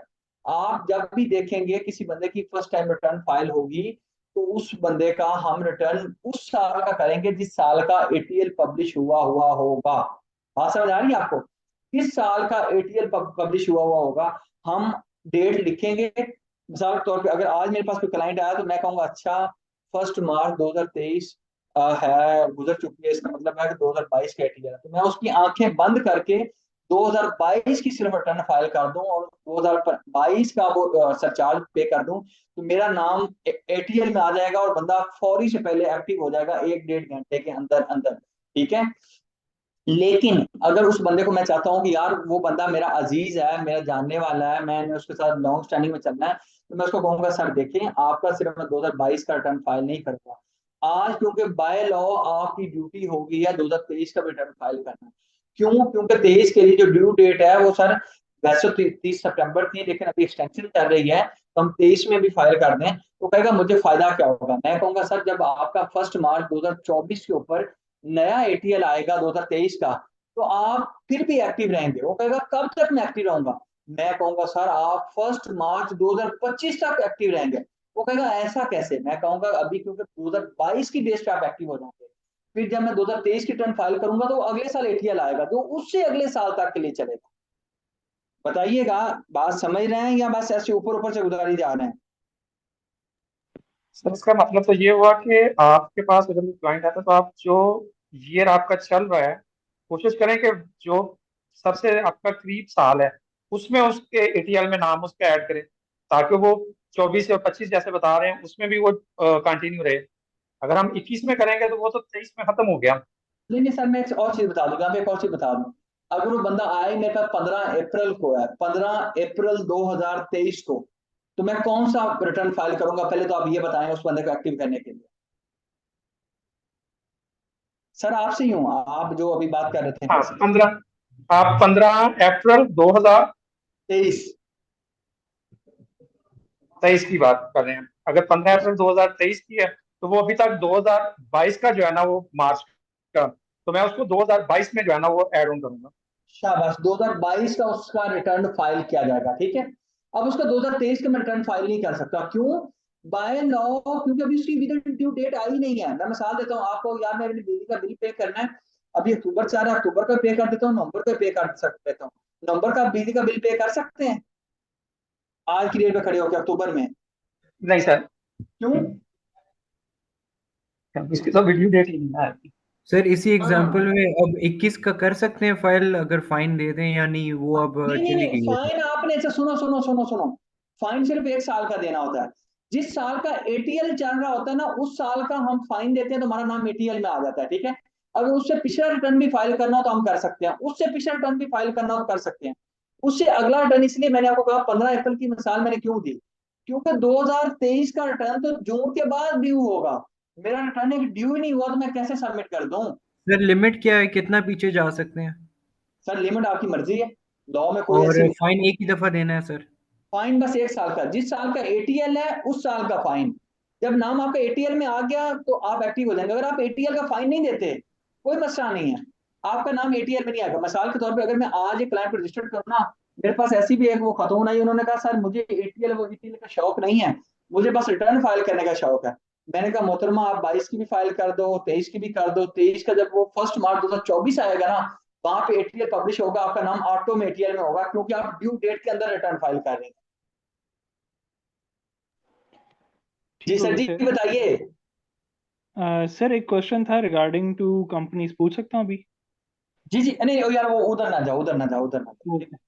सर आप जरा राइट पे जाए ना, ये मैंने कुछ नोट करना था ड्यू डेट से हवाले से। बिल्कुल और आप यार वो मिल राइट। जाएगा, ये मैं आपको भेज दूंगा, आप सिर्फ समझो ये चीज आपको क्लास के बाद मैं आपके ग्रुप में फेंक दूंगा, फिर ठीक है, नाराज नहीं होना। आप चीज पे फोकस करो, कंसेप्ट पे, आप इस चीज पे ना करो नोटिंग पे, ठीक है? यही चीज आप प्रिंट करके अपने पास रख लेना, तो सर ठीक है? मेरा एक क्वेश्चन है आपसे कि जिस पर्सन का सोर्स ऑफ इनकम नहीं है और वो एक्टिव हुआ है, वो अपना रिटर्न कैसे फाइल करेगा? और सर लोग 1 रुपया सैलरी में डाल देते हैं, लोग 1 रुपया अदर सोर्स इनकम में डाल देते हैं। कोई ऐसा चीज नहीं है कि आपको एक्टिव करने के लाजमी तौर पर सोर्स ऑफ इनकम आपने ऐड करना। लोग कुछ भी लिखते हैं, मतलब 1 रुपया डाल के बस सबमिट कर देते हैं, ठीक है? नहीं सर, जो बिल्कुल डिपेंडेंट हो जिसे हम स्टूडेंट कह लें, तो उसका तो सर सोर्स ऑफ इनकम तो कोई नहीं ना होगा। सर उसका सोर्स ऑफ इनकम नहीं होगा, आप उसका 1 रुपया अदर सोर्स इनकम डाल के बस सबमिट करते हैं, ठीक है। पर्सनल एक्सपेंसेस में कंट्रीब्यूशन डाल दें कि उसकी फैमिली को वो सपोर्ट करती है, ठीक है जी Okay, ठीक है। sir, I have a question. जी। Sir, I have a question. The first time I got registered with FPR, my tax lawyer made me file returns for 2 years, 2019 and 2020. So at that time, I had salary income and I had income from national saving certificates. So, I mean, he filed returns for 2 years, 2019, 2020. However, I mean, my name was not in the active taxpayers list, and I desperately needed it because National Savings had told me we are going to deduct tax at double the rate if you do not become a filer and you do not show us an active status. You do not become a part of active taxpayer list, your tax will be deducted at double the rate. So it was not happening. So he said you should wait for a week. Your name will appear in active taxpayer list. It did not appear. It did not appear. It did not appear. This was in September. I'm talking of October, and it told me to keep waiting till December. But since it was not happening, I paid a surcharge of 1,000 rupees, and immediately, within I think 1 hour of paying the surcharge, my name appeared in the active taxpayer list. So is there a method to this madness? I mean, can you explain how did this happen? Basically, law requires that, as I already told you, as per section 182A, if you don't file the return within due date, our name shall not be included in the ATL. Our name shall be included in the ATL only if and only if we paid we filed the return within due date, as mentioned in section 118, or if we pay the surcharge as mentioned in section 182A. Okay? Okay. Mohammad Rasib Aslam कहते हैं, let's suppose मेरी पर income 10 lakh है but मेरे assets increase होकर 15 लाख हो रहे हैं, देन 5 लाख में अदर इनकम या गिफ्ट में डाल के सकता हूँ टैक्स रिलैक्सेशन के पॉइंट ऑफ व्यू से। मेरे भाई 5 लाख पे तो वैसे भी ना तो सैलरी टैक्स है ना बिजनेस इनकम पे 5 लाख पे टैक्स है, ठीक है। 6 लाख से जब ऊपर इनकम होगी तो तब आपकी टैक्स बनती है। ये गिफ्ट विफ्ट पे आजकल ज्यादा पूछ लेते हैं, आपको कहता है किससे गिफ्ट मिला, और गिफ्ट अगर आपको ब्लड रिलेटिव के अलावा मिला हो तो वो भी आपके अदर सोर्स इनकम है और वो उस पर भी टैक्स देना पड़ता है। एंड इफ मैं गिफ्ट कंसीडर करता हूँ तो क्या गिफ्ट डीड रजिस्टर्ड, जी गिफ्ट डीड आपको बनानी पड़ती है, आप रजिस्टर कराओ, यहाँ कराओ, इवन ब्लड रिलेटिव भी हो। एम रजा कहते हैं, मोहम्मद रजा कहते हैं, sir any specific section which is fire return of published.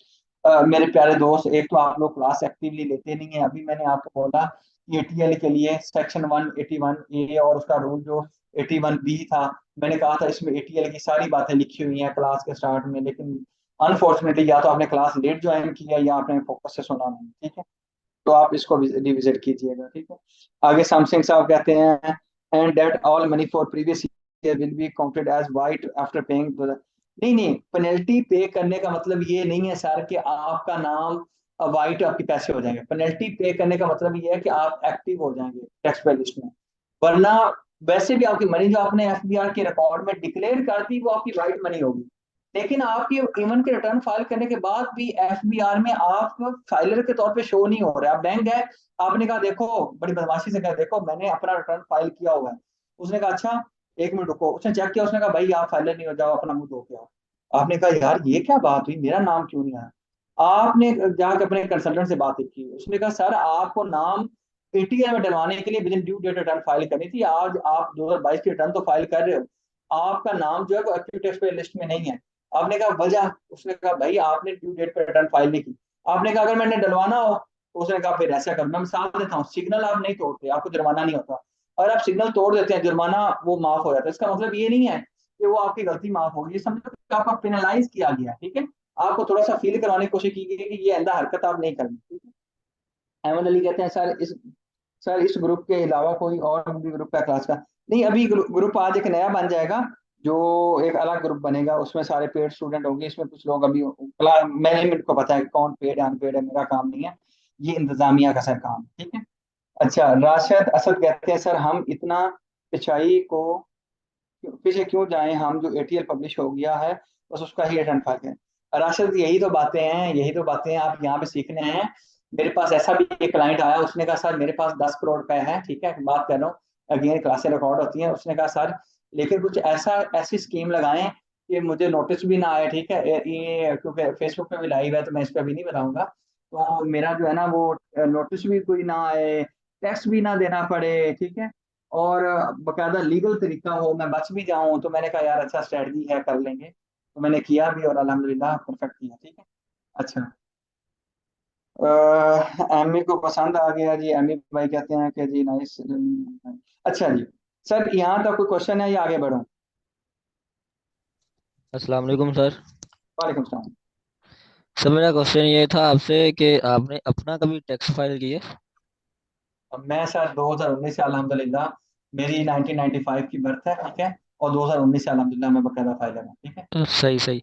अच्छा सर, आपका सोर्स ऑफ इनकम क्या है?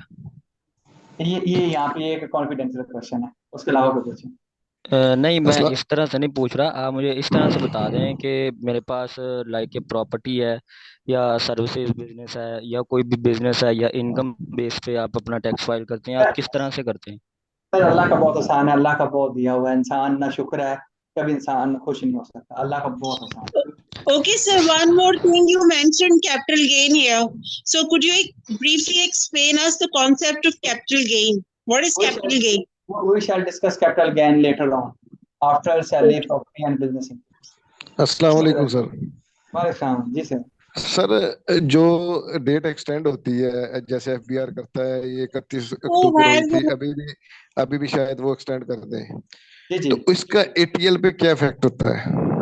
सर एटीएल का मैं मिसाल देता हूँ, एटीएल में नाम डालने के लिए क्या है, नंबर 1 पे आपको जुर्माना देना ही नहीं, आप अगर within due date return file करेंगे ना, मैं मिसाल देता हूँ, आज एक बंदा रजिस्टर्ड होता है, ठीक है, उसको कोई जरूरत नहीं है एटीएल में आने की, मिसाल के तौर पे, मतलब उसकी नीड ही नहीं है, वो कहता है यार मैं रजिस्टर्ड तो हो रहा हूँ, मेरा दिल करता है, ठीक है, लेकिन ना मेरा ये कोई नहीं है कि मैंने कल गाड़ी लेनी हो या प्लॉट बेचना हो या बाय करना हो, कहता है सर बस मुझे ना 2023 का रिटर्न फाइल करना है, ठीक है। आज आपको पता है कि ड्यू डेट है, लास्ट डेट है रिटर्न फाइल करने की, ठीक है, अगर वो आज भी रिटर्न सबमिट कर देगा तो जब 1 मार्च के ऊपर रिलीज होगा ना एटीएल 2023 का, उसका नाम उसके अंदर होगा। अगर एक्सटेंशन मिल जाती है 15 दिन की, तो वो अगले 15 दिन के अंदर भी फाइल कर देगा, तो उसका नाम फिर भी जब 1 मार्च 2024 पे एटीएल आएगा फिर भी उसके अंदर नाम होगा। लेकिन अगर आज के बाद गवर्नमेंट एक्सटेंशन देती नहीं है, जो कि उम्मीद है 15 दिन की एक्सटेंशन आएगी, वी आर एक्सपेक्टिंग, अच्छा अगर एक्सटेंशन आज नहीं होती और वो बंदा कल रिटर्न फाइल करे तो वो ड्यू डेट से आउट हो गया। अगर वो ड्यू डेट से आउट से बाद वो बाहर हो गया, जब ड्यू डेट से बाहर हो गया, जब एटीएल पब्लिश होगा 1 मार्च 2024 के ऊपर, उस दिन उस बंदे का नाम उसके अंदर नहीं होगा। बात समझ आ गई सर? जी सर। फिर उसका नाम डलवाना होगा तो क्या करेंगे, जब एटीएल पब्लिश हो जाएगा तो हम 1000 रुपए का जुर्माना जमा कराएंगे, जिसको पेनल्टी बोलते हैं, ठीक है, देन उसका नाम आ जाएगा, ठीक है। अगर अगर एफबीआर जितनी डेट भी एक्सटेंड करता जाता है, वो एटीएल पे ऑटोमेटिकली इफेक्ट होता है उसका?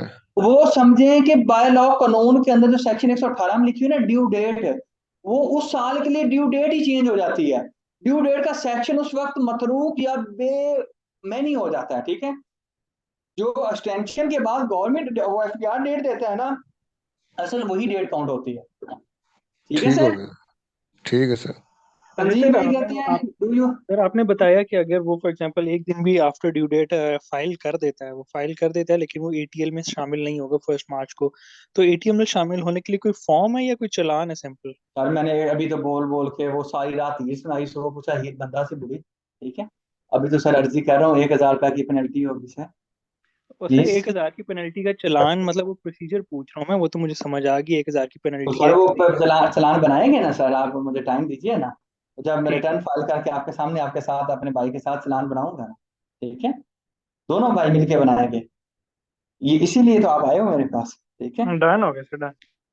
संजीव भाई कहते हैं do you have knowledge for the extension? Sir 15 दिन का सुन रखा है, बाकी जब तक सर्कुलर नहीं आ जाता तो तब तक हम भी यकीन नहीं रखते, आप भी यकीन नहीं रखें, ठीक है। तो जब वो सर्कुलर उनकी वेबसाइट पे अपीयर हो जाएगा, अभी फेक लोग भी चला देते हैं, मैं तो हमेशा वेबसाइट पे जब तक ना देखूं दिल को सुकून नहीं मिलता, ठीक है। Mazhar Ali sir, as if I register in March 2023, अच्छा after ATL publish to show which tax period, अच्छा ये आपके दोस्तों ने जवाब दे दिए हैं भाई, माशाल्लाह पर इसमें एक लोग बात ये समझदार पूछनी हो थी, गए। मिसाल के तौर पे जी जो फाइल नहीं कर रहे, तो मतलब बहुत ही ज्यादा जी उसको जी 1,000 रुपए का ही चालान भरना पड़ेगा, इसके अलावा तो और कुछ भी नहीं है ना। हाँ भला हाँ, है कि और टैक्स रिटर्न गलत ना जमा करें, बेटर है कि 1,000 रुपये आप लेट जमा करके 1,000 रुपये जमा कर दें। नहीं नहीं नहीं सर, अभी एक्सटेंशन ले लेना, एक्सटेंशन के लिए अभी अब बता भी देता हूँ। अगर आप लोगों में से किसी ने एक्सटेंशन लेनी है, इतनी खूबसूरती है एफबीआर, इतना अच्छा हुआ है, आप लोगों को साथ वो लव यू बोल रहा है, ये देखो क्या करना है, इतना का काम है, ये देखें, 1 मिनट दीजिए मुझे, 1 मिनट सर। सर इसमें एक चीज ये बता दें कि एक्सटेंशन एक दफा ले सकते हैं या उसको रिपीट भी कर सकते हैं। सर हमने तो इतनी दफा एक्सटेंशन भी ली हुई है कि एक्सटेंशन के ऊपर एक्सटेंशन और एक्सटेंशन के ऊपर एक्सटेंशन भी ली हुई है, ठीक है, तो मिल जाती होती है, ठीक है, मसला नहीं है, लेकिन उसके लिए वो लिखा हुआ है बियॉन्ड द रीजनेबल सर्कमस्टांसेस, या कोई ऐसे एक्सेप्शनल सर्कमस्टांसेस हो कि जो आप जस्टिफाई भी कर सकें। सर ये आपका पोर्टल का इंटरफेस होता है, लॉगिन होता है, ये देखने आपके सामने मौजूद है, जब आप यहाँ पे सर जी क्लिक करेंगे आपके सामने ये डिक्लेरेशन पे जाके, ठीक है, ये एक्सटेंशन एप्लीकेशन पे आप क्लिक करते हैं for filing of return, return submit करने का मतलब आप एक्सटेंशन ले रहे हैं, यहाँ पे क्लिक करते हैं, आप टैक्स से लिखते हैं, वैसे मैं रिटर्न फाइल कर दिया, हो सकता है मेरा एक्सटेंशन का बटन ना खुले, वो कहता है कि ऑलरेडी आप सबमिट कर चुके हैं इसलिए नहीं खोल रहा। जब आप क्लिक करेंगे, अच्छा मैं अपने वाला दिखाता हूँ, ठीक है, अभी मैंने अपनी जो रिटर्न है उसके लिए मैंने एक्सटेंशन फाइल कर देते हैं, आपके साथ लग जाते हैं।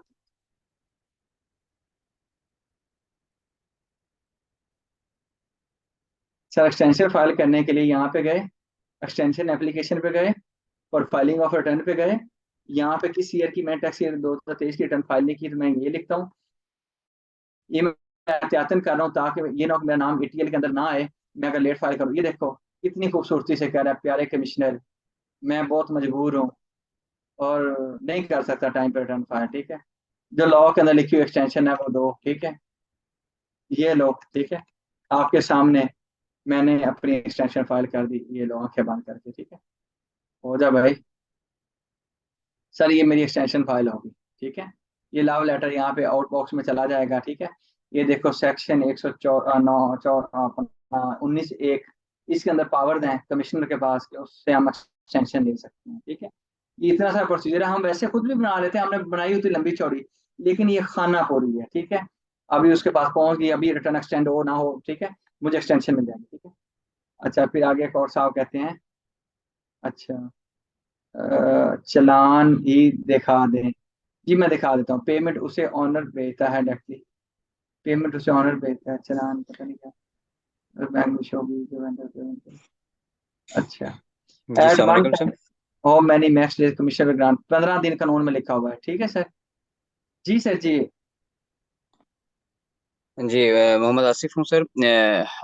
बाय प्रोफेशन तो मैं बैंकर भी हूँ, साथ लॉयर भी हूँ और जी टैक्स जी का भी काम कर रहा हूँ। जी अच्छा, सर। इसमें मैंने एक चीज़ देखी है कि क्योंकि बैंकिंग पॉइंट ऑफ व्यू से जो जब आप जो मार्च का लास्ट डिलीवर बता रहे हैं कि मार्च के बाद जाके वो एटीएल में जो नॉन फाइलर होगा वो निकल जाएगा, तो टैक्स के बड़े मामला होते हैं जब वो विथहोल्डिंग टैक्स है इस वक्त, तो फिर बैंकिंग ट्रांजैक्शन पे 0.6% दोबारा लिवाई हो गया है, तो जी उस जी वक्त फिर वो टैक्स पड़ना शुरू हो जाता है बैंकिंग ट्रांजैक्शन पे। जी फिर जी जो होते हैं हमारे साहिल, वो भागते हैं अपने रिस्पेक्टिव कंसल्टेंट के पास। अच्छा, मुझे एक यहाँ पे ये थोड़ा सा कंफ्यूजन ये आ रहा है कि लेट्स सपोज वो लेट हो गया, लेकिन जब हम उसकी लेटर ऑन हम उसकी रिटर्न सबमिट कर देंगे, तो जब सबमिट करने के बाद उसका एटीएल तो फिर भी हमें भरना पड़ेगा, तो क्यों बिफोर टाइम हम एटीएल भर देते हैं, तो मार्च में जाके हमें दोबारा तो नहीं उस नॉन फाइलर वाले सिनेरियो से गुजरना पड़ेगा। सर सुने, आज डेट अगर नई भी एक्सटेंशन मिलती है ना, पहले नंबर पर ये सुन लो कि मैंने एक्सटेंशन फाइल कर दिया ना, तो अगले 15 दिन के अंदर भी रिटर्न फाइल करूंगा, मुझे हम्म। और मेरी एक्सटेंशन अप्रूव भी हो जाएगी, मुझे मैसेज भी आ जाएगा कि आपकी एक्सटेंशन अप्रूव होगी, इनबॉक्स में आ जाएगा, ठीक है, वापस मुझे आ जाएगा कि आपने एक्सटेंशन फाइल की थी तो अप्रूव हो गया, ठीक है। अच्छा यहाँ पे एक चीज सुन लीजिए, अब होगा क्या कि अगर मैं अगले 15 दिन के अंदर, आज एक्सटेंशन ना मिले बाहर में जाए एक्सटेंशन, ठीक है, मैं अगले 15 दिन के अंदर बाय लॉ रिटर्न फाइल भी करूँ, तो मुझे कोई टेंशन नहीं है, ठीक है। आप कहेंगे सर ठीक है, आप एक्सटेंशन अगर आपकी अप्रूव नहीं होती है, आपने एक्सटेंशन ली नहीं है और एक्सटेंशन आती भी नहीं है। यानी कि कल से मैं वो बाहर हो गया जो कानून में डेट लिखी हुई है उससे। अब आप कह रहे हैं कि क्या मैं कल ही पेनल्टी पे कर दूं तो जो 1 मार्च मेरा एटीएल आएगा तो उसमें मेरा नाम होगा, तो मैं आपको कहूंगा सर उसका एटीएल बनेगा ही नहीं। क्यों नहीं बनेगा? कानून ये कहता है जब जिस जैसे अभी मैंने कहा कि आप नवंबर का बिल अभी पे नहीं कर सकते, कानून कहता है जो एटीएल आए नहीं उसका आप जुर्माना कैसे दे सकते हो आप? ठीक है। नहीं आप बिल्कुल ठीक कह रहे हैं, लेकिन इसका कोई टैट है कोई, मतलब लेट्स सपोज आप सही कह रहे हैं, लेकिन कहीं जब कहीं जाके वो पीरियड ओपन तो होगा ना एटीएल के लिए, वो मार्च के बाद ही ओपन होगा, मार्च से पहले भी ओपन हो सकता है। जिस दिन एटीएल रिलीज होगा उसी दिन उसका वो ओपन हो जाएगा, जिस दिन एटीएल पब्लिश होगा ना मतलब रात जितना को। भी इसका मतलब ये हुआ कि हर एवरी मार्च को आपका एटीएल प्रीसीडिंग ईयर में चला जाता है, नेक्स्ट ईयर में चला जाता है। हाँ बिल्कुल। यही अच्छा कहना ना, मतलब ये इसकी अंडरस्टैंडिंग यही बन पाएगी। सर आप ये कह लीजिए कि अभी 2023 का एटीएल जो है ना जब 24 में आएगा ना, तो 23 की अगर रिटर्न आप ड्यू डेट नहीं हम्म। फाइल करते तो आपको मैं मिसाल देता हूँ सर, छोड़ दे सारी चीजों को छोड़े, 1 मार्च मैं 2024 पे चला जाता हूँ, वहां पे जब जाता हूँ ना तो अभी 23 का एटीएल पब्लिश नहीं हुआ होगा, 1 मार्च 2024 को भी कब पब्लिश होगा? वो 1 मार्च 2024 पे होगा। अगर उस दिन मुझे कोई बंदा क्लाइंट आके कहता है मुझे एक्टिव करो, मेरा नाम एटीएल में डालो, एटीएल नहीं, वो कहेगा मुझे फाइलर करो, मैं कहूंगा अच्छा ठीक है। मैं उसकी रिटर्न किस साल की फाइल करूंगा? 1 मार्च 2024 को भी, 2022 की। ठीक है, बात समझ रहे हैं ना? जब मैं उसकी 2022 की रिटर्न फाइल करूंगा, लास्ट टू प्रीसीडिंग ईयर्स की करनी पड़ेगी, ठीक है। सर लास्ट 2 ईयर की कोई रिक्वायरमेंट नहीं है, कहीं नहीं लिखा हुआ, कोई कानून नहीं ऐसा है। ठीक है, आप जो मर्जी प्रैक्टिस बना के बैठ जाएं वो ठीक ठीक है। है। आपने एक ही, अगर ठीक वो है। कहता है मुझे फाइलर करें तो मैं उसकी सिर्फ 22 की रिटर्न फाइल कर दूंगा, that is more than enough. ठीक है, आप जिस तनाजर में कह रहे हैं ना, तो वो अगर आप विद इन ड्यू डेट हम होते हैं तो हम 2 साल की कर देते होते हैं। ठीक है, वरना कानूनन 1 साल की रिटर्न इज ठीक मोर है। Than sufficient. ठीक है, तो उस बंदे ने मुझे कहा कि सर मुझे फाइलर करें, मैं 2022 की रिटर्न फाइल करूंगा, 2022 का चालान बनाऊंगा। आप कहें कि सर साथ ही 2023 की भी मैं रिटर्न फाइल कर दूं, मैं कहूंगा आप फाइल कर दो, लेकिन जो ही 2023 का वो एटीएल पब्लिश होगा 1 मार्च 2024 को, तो बंदा फिर इनएक्टिव हो जाएगा। उसके ऊपर आपको दोबारा से 2024 और 23 की रिटर्न फाइल करनी होगी और 23 का एटीएल दोबारा से फाइल करना होगा। कितने लोगों को ये पॉइंट क्लियर हुआ है? समझ गए सर। Are you sure? जी नहीं, पॉइंट तो सर क्लियर हो गया, दोबारा बताएं तो। लेकिन हाँ ठीक है इसमें, लेकिन इसमें फ्लॉ ये है, अगर आपकी राय जाती हो टैक्स बार एसोसिएशन में या पीआर में, तो इसमें ये होता है कि क्योंकि वो बैंकिंग ट्रांजैक्शन में 1 वीक ले जाता है बैंकिंग के सिस्टम में फाइलर होने के हाँ लिए, जी जी। नहीं तो वो सर उसमें एक ये बैंकिंग में होना एक ये वीक नहीं चाहिए, दे 1 महीने का सकता। कम से कम, हाँ, ताकि वो सर मसला पहले ये कर है ले। कि बैंक जो है ना, सुने सुने सुने, इसमें भी आपको बता, हाँ। बैंक जो है, बैंक वो उसको चाहिए कि रियल टाइम में एफबीआर के साथ कोलैबोरेशन करके रखे, जो ही एफबीआर पब्लिश करे आप भी अपने साथ पब्लिश कर ले। बैंक बेसिकली 1 वीक के बाद अपना एटीएल पब्लिश करता है, बैंक डिले कर रहा है, एफबीआर डिले नहीं कर रहा। बैंक हर, आपको पता है ना, मंडे को पब्लिश कर रहा होता है ना, आई बिलीव वो अपना अपडेट कर रहा होता है। हाँ जी, publish every every Monday update हो रहा है। एवरी मंडे अपडेट करता है, यानी कि अगर मेरे पास आज एक क्लाइंट आता है ना, आज आपका ट्यूसडे है, आज इस बंदे की मैं रिटर्न फाइल करूंगा ना, वो बंदा आज ही एक्टिव हो जाएगा। बैंक में जाएगा बेचारा कल, बैंक वाले कहेंगे वो दफा हो जा, कहाँ से रिटर्न, वो मतलब तुम कैसे कह रहे हो तुम एक्टिव हो, जाओ। वो चाहे जब मंडे को जाएगा तो एक्टिव होगा बैंक के पास, क्योंकि बैंक फिर मंडे को अपना एटीएल पब्लिश वो कर रहे होते हैं, पब्लिश नहीं मैं कहूंगा अपडेट कर रहे होते हैं, एफडीआर के साथ सिंक वो मंडे अपडेट को कर रहे करते होते हैं। हैं, ठीक है, बिल्कुल वो ऐसे ही है, संडे ऐसे ही संडे है ऐसे नाइट को सिंक करते हैं, उन्होंने पता नहीं ऐसा मैकेनिज्म बनाया हुआ है। हो सकता है फ्यूचर में जब हम बूढ़े हो जाएं, जब ना हो हम, उस वक्त ये रियल टाइम में वो सिंक कर लें, अभी वो सिंकिंग लेट हो रही है। बात समझ आ रही है? नहीं नहीं, आई अंडरस्टैंड, समझ आ गई है, ठीक है। ये टैक्स मतलब बार ये इसके, एसोसिएशन का या एफबीआर का मसला नहीं है। हम्म, ठीक है। अच्छा जी। ये हमारी एक्चुअली रियल टाइम अपडेशन का इशू है, वो गोइंग फॉरवर्ड जो डिजिटलाइज हो रही हैं चीजें, शायद शायद हो भी जाए, लेकिन फिर वक्त ये थोड़ा सा 1 वीक का हमें ये इसका डेंट पड़ सकता है in case of non filer की पेनल्टीज के हवाले से। फिर वो अगले नेक्स्ट रिटर्न में वो अपनी जो भी पेनल्टीज जो टैक्स पड़ा है वो अपना क्लेम भी कर सकता सर है, इसकी सर्टिफिकेट। रियल एग्जांपल देता हूँ, अभी लास्ट वीक में मेरे पास एक खातून आई है, उनके पास डिफेंस सेविंग सर्टिफिकेट्स थे, उन्होंने कहा सर मेरा नाम आज ही एक्टिव कर दीजिए, कल मुझे पैसे आने हैं। ठीक है, और वो बैंक से, मैंने कहा मोहतरमा आज मेरे से आप रिटर्न फाइल करवा लो, अगर आपको कहीं बैंक बैंक से प्रॉफिट आना है ना तो याद रखना कि कल आप नॉन फाइलर हो।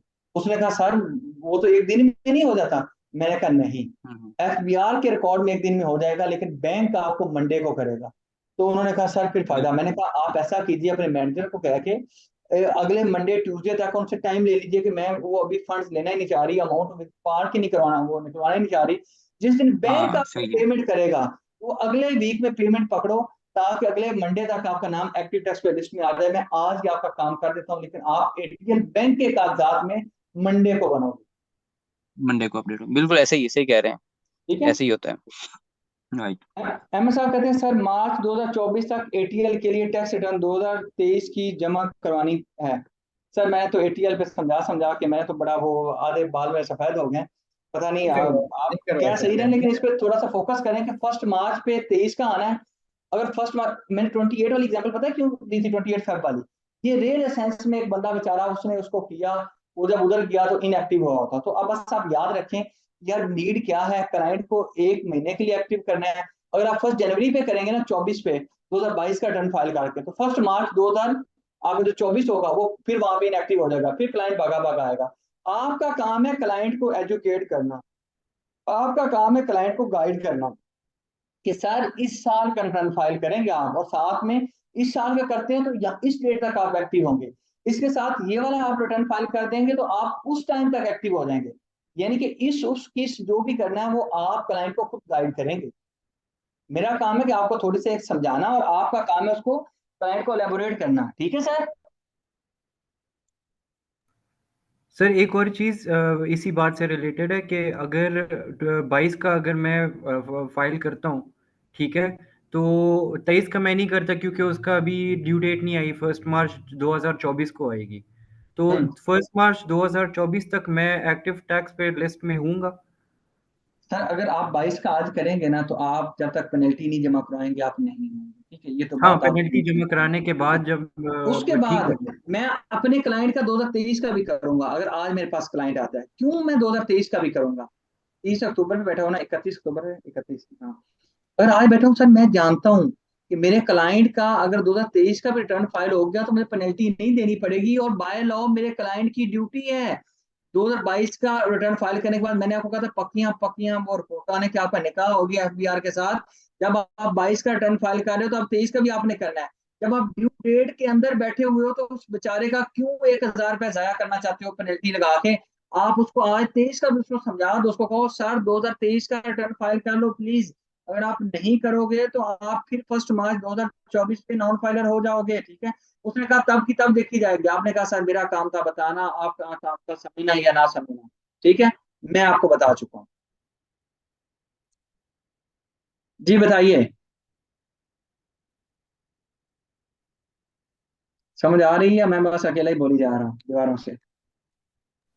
नहीं सर, समझ आ गई है बिल्कुल। और अब बेसिकली अगर 2023 का तो खैर मेरे ख्याल में अभी 24 में आएगा ना, तो जी ड्यू डेट से पहले हमने बस बेसिकली फाइलिंग करनी होती है चाहे जितना भी हो। जी मेरा ख्याल है कि कुछ कंसेप्ट क्लियर हो गए। बाकी और किसी बंदे का कोई क्वेश्चन है तो प्लीज पूछिए सर, मैं available.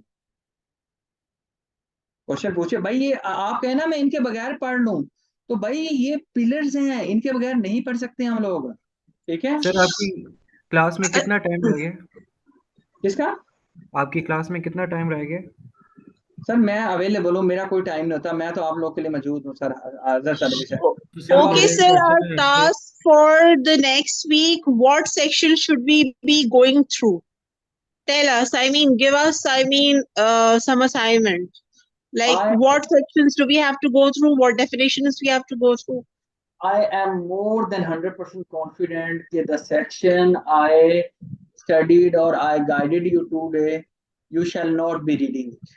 Not only you, I have the previous experience कि मैं जो चीज़ बढ़ा देता हूँ मैं स्टूडेंट को कहता हूँ कि प्लीज अल्लाह के वास्ते आप उतना ही पढ़ लोगे ना, मैं इतना कुछ आपको बढ़ा दूंगा at the end of the session कि आप अगर अपनी ईमानदारी से if you are taking 100% classes, ठीक है, तो आप मुझे प्रेज के बगैर नहीं रह सकोगे। ठीक है।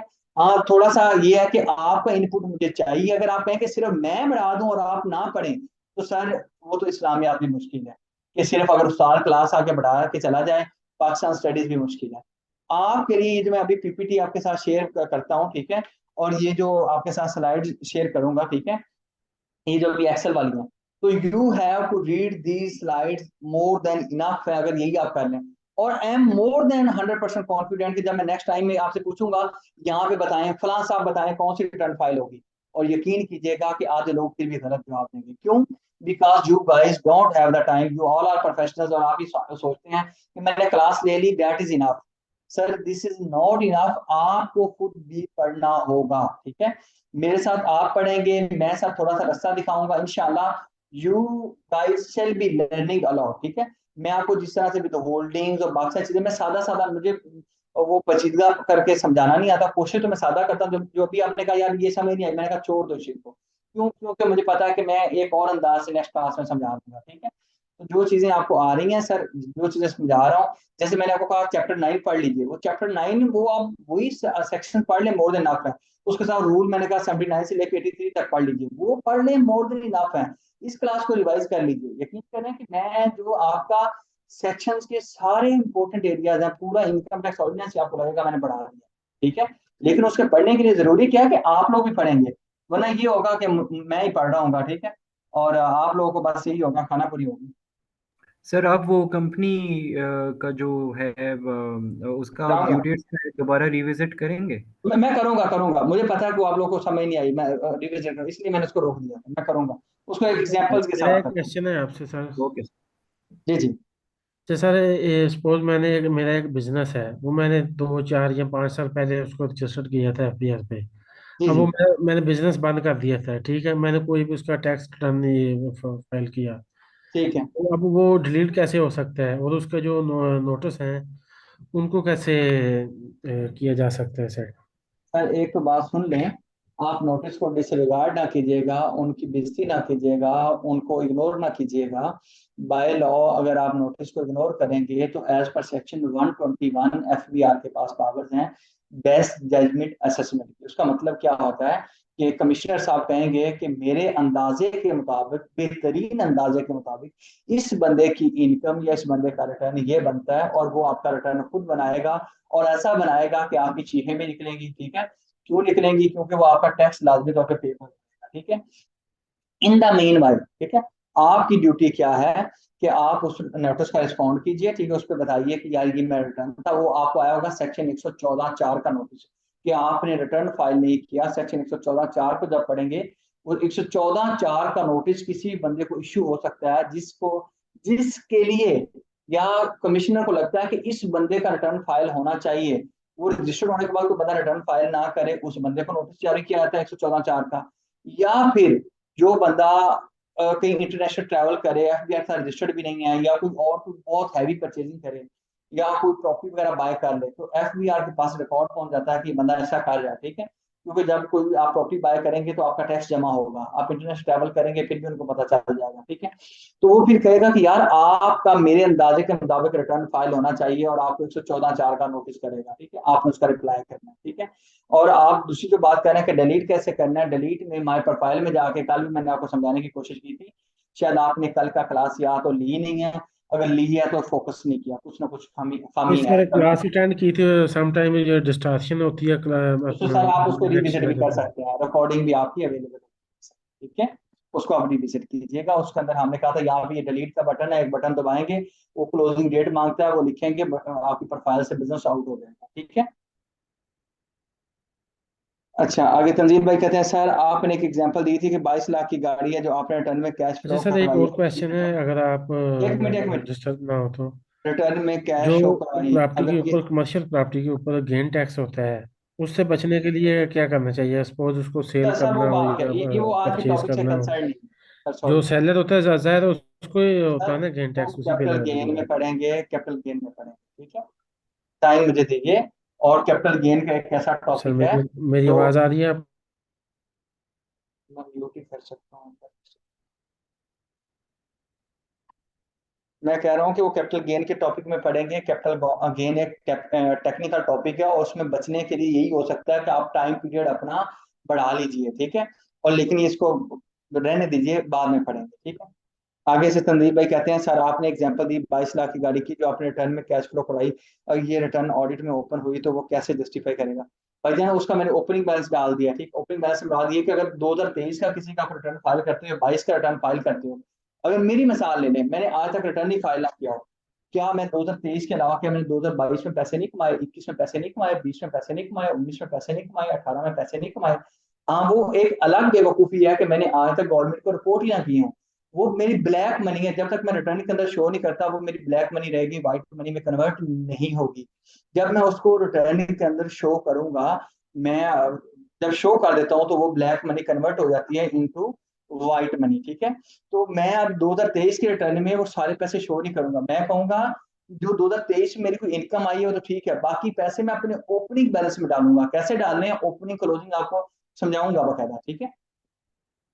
अब्दुल शेख कहते हैं sir, if we are in March 1 March 2023 and we have filed our last return for 2021-22, ठीक है, 2022 ही बोल रहा हूँ, ठीक है, ठीक है। It means that we have 4 months time till June 2023 before September. पता नहीं अब्दुल रहमान साहब क्या कहना चाह रहे हैं, आप माइक अनम्यूट कीजिए, आप पूछ लीजिए मुझे, आपका जो लिखा हुआ है शायद मेरी अंग्रेजी कमजोर है, मुझे समझ नहीं आ रही। तंजील भाई कहते हैं सर जब शो होगा तो वो तो इनकम टैक्स पे नहीं हुआ, वो कैसे भाई? जी जी, मैं आपको ये बताऊंगा व्हाइट मनी कैसे, जब आपने डिक्लेयर कर दिया वो व्हाइट मनी में कन्वर्ट होगा। जी अब्दुल रहमान साहब, आप काइंडली माइक को अनम्यूट करके पूछें। सर एक चीज पूछनी थी, ये टाइमिंग हमारे पास जो लिखे हुए आते हैं 9:15 का टाइम, कल भी क्लास 9 बजे शुरू हो गई थी और हेलो सर। जी भाई, सारे लोग हैंड रेज करें, ऐसे कोई भी बंदा सवाल नहीं पूछे, हैंड रेज करें। अब्दुल रहमान शेख को मैंने कहा है कि वो वैसे पूछ सकता है, बाकी सारे लोग हैंड रेज करें, आई शैल बी रिस्पॉन्डिंग यू, ठीक है। सारे लोग क्वेश्चन आंसर जो हैंड रेज करके, अब्दुल रहमान साहब पूछिए प्लीज। जी जी। मेरा मकसद ये था कि यानी कि हम मार्च में तो फिर अभी नहीं करेंगे ना, हम तो यानी कि वो पीरियड एंड के बाद यानी कि जून तक जब हमारा एंड होगा उसके बाद बिफोर सितंबर हम इस साल का असेसमेंट रिटर्न फाइल करेंगे, ऐसा ही है ना? बिल्कुल ऐसे ही है, बिल्कुल ठीक ऐसे ही है है। जी जी, ठीक है जी आतिफ महमूद साहब, आतिफ क्या नाम है, आतिफ महमूद। सर जैसे वीक में 2 क्लासेस होती हैं, इसके अलावा अगर कोई चीज़ ड्यूरिंग द वीक पूछनी हो तो इस ग्रुप में तो चैट नहीं कर सकते हम, ना कुछ पूछ सकते हैं, और आपसे अगर कंटेक्ट करना हो तो कैसे कर सकते हैं? सर आपका एक नया ग्रुप बनेगा, मैं भी मेरे दोस्त उसके अंदर होगा, उसमें चैट भी ओपन होगी, आपका उल्टा सीधा जैसा भी सवाल होगा मैं उसमें हाजिर हूँ, ठीक है। जी सर, ठीक है, थैंक यू। Thank you. अभी वो मुझे शामिल ही नहीं करते, वो अगली क्लास में शामिल करेंगे उस ग्रुप के। ये जो 9 बजे वाले साहब है ना, जो 9:15 कह रहे थे, मुझे 110% पता है कि उसके अंदर 9 बजे का एक मैसेज आया हुआ, प्लीज ज्वाइन एट 9। 8:55 पे उन्होंने एक मैसेज किया, ठीक है, उन्होंने मुझे स्क्रीनशॉट भी भेज दिया एडमिन ने, ठीक है। और सर वो 8:55 आज हुआ है, सर वो आज आया है, कल की मैं बात कर रहा हूँ, कल 9:15 का टाइम था, 9 बजे क्लास शुरू हो गई थी। रिस्पेक्टेड सर, कल का और आज का ना वो लोग बड़े तेज हैं, उन्होंने अभी मुझे मैसेज कर दिया, कल आपका 2:02 PM पे मैसेज आया है, उसमें लिखा हुआ है अस्सलाम वालेकुम, class start at 9 PM today इंशाल्लाह, ठीक है। ये बात अस्सलाम वालेकुम आपला। जी वालेकुम सलाम जी सर। सर मेरा एक सवाल है कि 2014 में एनटीएन मतलब आईआरएस पे रजिस्टर्ड हो गए, उसके बाद कोई रिटर्न अभी तक फाइल नहीं किए, लेकिन जो एफबीआर का 114(4) का नोटिस है वो 2016, 2019 फिर कंटिन्यू आया है, तो ठीक है। इसकी रिटर्न दरमियान नोटिस को मतलब दरमियान की जो 17-18 की रिटर्न है और पीछे 15-14, तो इसका क्या तरीकेकार है? सर आपको रिटर्न फाइल करना होगा, जिस साल का आया है उस साल को कंफर्म करना होगा, और अगर आप कहते हैं दरमियान में इस साल का कर दूं और इस साल का ना करो तो ये भी मुमकिन नहीं है। मैं एक मिसाल देता हूँ, आप कहते हैं मुझे 16 का नोटिस आया है, 15 का आया है, ठीक है, 17 का नहीं आया कि 18 का आया, तो आपको चाहिए कि आप 15 की भी रिटर्न फाइल कीजिए, 16 की भी कीजिए, 17 की भी कीजिए, 18 की भी कीजिए। क्यों? तो दरमियान में आप छोड़ देते हैं। मैं एक मिसाल देता हूँ, नुकसान क्या होगा कि जब आप एक रिटर्न फाइल करते हो ना तो उसका एक क्लोजिंग बैलेंस बनता है। क्लोजिंग बैलेंस है क्या, आपने सारा दिन काम किया, आपने शाम को बोला कि मेरे पास ये जो मैंने कारोबार किया, मजदूरी की, कहीं बढ़ाया, मैंने कोई बिजनेस किया तो मेरी रात को इतने मेरे पास पैसे सेविंग हुई, ठीक है। फिर अगले दिन अगर आप छोड़ के उससे अगले दिन पे आप जाएं, आप कहें आज मेरे पास इतने पैसे हैं, तो बेहतर यह है कि आप दरमियान वाला एक दिन जो छोड़ रहे हैं उसके अंदर भी जो पिछले साल का जो आज के दिन की क्लोजिंग है, अगले दिन का ओपनिंग बनाइए, अगले दिन में कमाइए, शाम में बताइए कितने हो गए, फिर उससे अगले दिन, ये एक छोटा सा ना मैथ का सवाल है, मतलब इसमें मैथ थोड़ी सी शामिल है।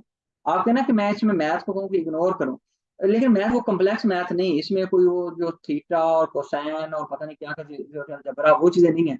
लेकिन इसमें प्लस माइनस की मैथ शामिल है, ठीक है। प्लस माइनस की मैथ कैसे शामिल है? यार पिछले साल इतनी थी चीजें, इस साल इतने कमाए, उसमें से इतना खर्चा कर लिया। अगर पिछले साल मेरे पास 10 लाख रुपए की चीजें थी, इस साल मैंने 20 लाख कमाया, 20 लाख में से 10 लाख रुपए मैंने खा लिया, तो 10 लाख इसका मतलब है मेरा सेव हो गया। और 10 लाख अगर पिछले महीने की वो पिछले साल की सेविंग थी, तो इस साल मेरे साल के एंड पे 20 लाख पड़ा हुआ होना चाहिए। वो पड़ा हुआ कहाँ हो सकता है? वो कैश पड़ा हो, वो बैंक में पड़े हो, वो एक गाड़ी खड़ी हो और कुछ कैश पड़ा हो, वो एक प्लॉट में इन्वेस्ट किया हो, एक गाड़ी हो, वो कुछ भी पड़ा हो, मेरे पास 20 लैपटॉप पड़े हो लाख लाख के। तो मेरा मतलब ये है कि इस तरह से ये हिसाब का छोटा सा हिसाब है, ये जो हमारा टैक्स है ना, छोटा सा हिसाबदारी, ठीक है। शुक्रिया सर, जी जी शुक्रिया। इसको हम करेंगे, डिस्कस करेंगे। अभी मैंने ये नहीं कहा कि मैंने कंप्लीट कर लिया, ये खत्म हो गया, ठीक है, ये बड़ा मजा है। मैं आपको कह रहा हूँ कि चीजें इंशाल्लाह ऐसा ऐसा आपका ये बेस ना बनाओ जो आप लोग में से सोचते हैं, या पोर्टल पे जाओ टकाटक फिर करना सिखा दो। आपसे कोई बंदा पूछ सकता है, अच्छा यार 1 मार्च को आप यकीन करें कि आपके सामने सारी क्लास है गलत बताया, सिवाय एक रजा के अलावा। जो कि मैंने जब कहा कि एटीएल आपने रिटर्न फाइल करना है, तो हमने देखना है कि एटीएल कौन सा है, क्योंकि हमारा क्लाइंट यही आगे कहता है, मुझे फाइलर करो, मेरा नाम फाइलर लिस्ट में आना चाहिए। तो हम देखते हैं कि एटीएल कौन सा है। एटीएल के अंदर नाम डालना ही आपको एक्टिव करना या फाइलर करना है, एटीएल के अंदर डालना, ठीक है। अच्छा सर, दूसरा ये पूछना था, ये आगे क्लास में आएगा कि 2019 से पीछे की जैसे नोटिस को हम इसकी रिटर्न भरते हैं तो उसका थोड़ा सा pattern.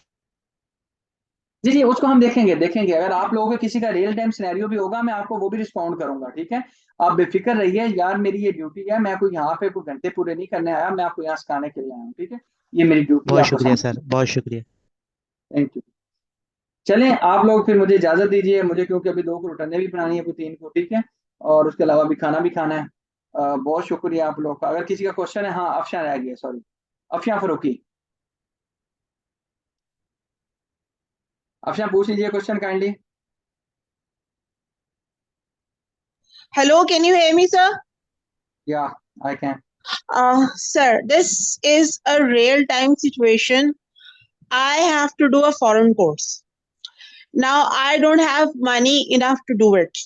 So I asked all my relatives and all my friends to send me contributions through banking channel. So somebody sends me 20,000, somebody sends me 1 lakh, somebody sends me 2 lakhs, and up to 30 lakhs they send me. I mean, within a week or two. Will I have to account for it? I mean, will I have to explain the source? Or will I be questioned on this? And under what head I have to show this, that they have sent me this money, and under what head will I show this when I file my return at the end of the year? And it's up to you at what stage you respond to this question. If you want to respond to some other stage, it's completely okay. But I just want you to know this question. Firstly, I want to pray to Allah Almighty. May I have such kind of relatives who share the same contribution to me in a week. सब लोग दुआ करें कि मेरे भी ऐसे रिश्तेदार हों, ठीक है, और बजाय जो लेने के ऐसे पैसे मिले। तो बाकी भी सारे लोग दुआ कर लें, ठीक है। तो सबसे पहली तो अल्लाह ताला से दुआ है कि अल्लाह ताला सबको ऐसे रिश्तेदार अता फरमाए, आमीन और सुम आमीन। आमीन। तो अफशा आप बहुत खुश नसीब हैं, ठीक है, ये इतने अच्छे आपके रिश्तेदार हैं, ठीक है, अपार्ट फ्रॉम जोक, ठीक है। तो इतने अच्छे रिश्तेदार वैसे होते नहीं है, और वो भी रिश्तेदार, ठीक है। तो चलो, अच्छा ये चीज़ मैं वैसे बाद में आपको बताऊंगा, लेकिन एक चीज़ बता दूं कि जो आपके पैसे आए हैं वो आपके अदर सोर्स इनकम है। इस जगह पे लिखा हुआ है आपके अदर सोर्स इनकम है, सेक्शन 39 सब सेक्शन 3। लेकिन इन पैसों के अंदर वो पैसे आपके अदर सोर्स इनकम नहीं बनेंगे जो इन लोगों ने दिए होंगे। इन लोगों के अलावा आप अपने रिश्तेदारों में देखिएगा कि जो ये रिश्तेदार है ना, ये मतलब ये वाले 85 वाले, आपको 2 तरह की कंट्रीब्यूशन आई होगी। एक वो लोग जो यहाँ पे लिखे हुए हैं, और एक जो वो लोग यहाँ पे नहीं लिखे हुए, ठीक है। आप कहेंगे क्या मतलब, यहाँ पे तकरीबन ब्लड रिलेटिव लिखे हुए, जो ब्लड रिलेटिव लिखे हुए हैं वो आपकी अदर सोर्स इनकम नहीं है, वो आपकी वैसे ही वो आप गिफ्ट के तौर पर उसको हम शो कर लेंगे, ठीक है। लेकिन इन लोगों के अलावा जो भी आपकी बाकी इनकम बनेगी वो अदर सोर्स इनकम में चली जाएगी, ठीक है। वो आपकी यहाँ पे आके अदर सोर्स इनकम बन गई। इसको हम बाद में डिस्कस कर लेंगे, लेकिन आपको मेरा ख्याल है हाई लेवल पे आइडिया हो गया और आपको ये भी पता चल गया होगा कि आपको नसीब है।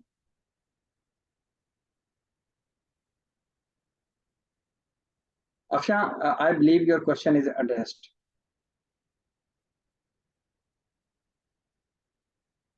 चलें Yes, sir. I'll go through these sections. चलें, थैंक यू। सर क्या ये पैसा लाइबिलिटी में शो नहीं होगा? नहीं, लाइबिलिटी नहीं होगा, ठीक है। और ये अच्छा अफशा एक और चीज बता दीजिए, ये पैसे आपने रिटर्न तो नहीं ना करने हैं? No, sir, under no circumstances I am returning anything to anybody. I have no intention of returning anything to anybody. Okay okay, इस तंजील की लाइबिलिटी नहीं है क्योंकि इन्होंने कंफर्म कर दिया, इन्होंने वापस तो नहीं ना करनी। चलें, thank you so much, love you all, अल्लाह हाफिज, टेक केयर। सर इसमें एक चीज ऐड करना चाहूंगा। जी जी। सर इसमें ये है कि मिसाल के तौर पर कोई बड़ा गिफ्ट करता है ना, आई हर्ड कि उनको अपने फाइल में शो करना पड़ेगा कि उन्होंने आपको गिफ्ट्स दिया है और आपने अपने फाइल में शो ये करना पड़ेगा आपने गिफ्ट रिसीव किया है। सर वो गिफ्ट वाला टॉपिक हम डिस्कस भी करेंगे और इसलिए मैंने 85(5) और 39(3) को किया, आप इनको आप भी पढ़ लीजिएगा, ठीक है। और गिफ्ट रीड भी हम बनाएंगे, इनफ्लो आउटफ्लो में शो नहीं करेंगे तो आपकी रिटर्न मैच ही नहीं करेगी। इनफ्लो आउटफ्लो आपका वेल्थ स्टेटमेंट आपकी रिटर्न हम फिर देखेंगे, ठीक है। तो इंशाल्लाह ये चीज पेंडिंग है, मुझे पता है कि आप बिल्कुल आप सही कह रहे हैं, माशाल्लाह बहुत अच्छी बात है, आपके पास ये नॉलेज भी है और thank you so much for adding this, और आप सही कह रहे हैं, ठीक है। मैं भेज देता हूँ। Thank you sir. Allah Hafiz, thank you.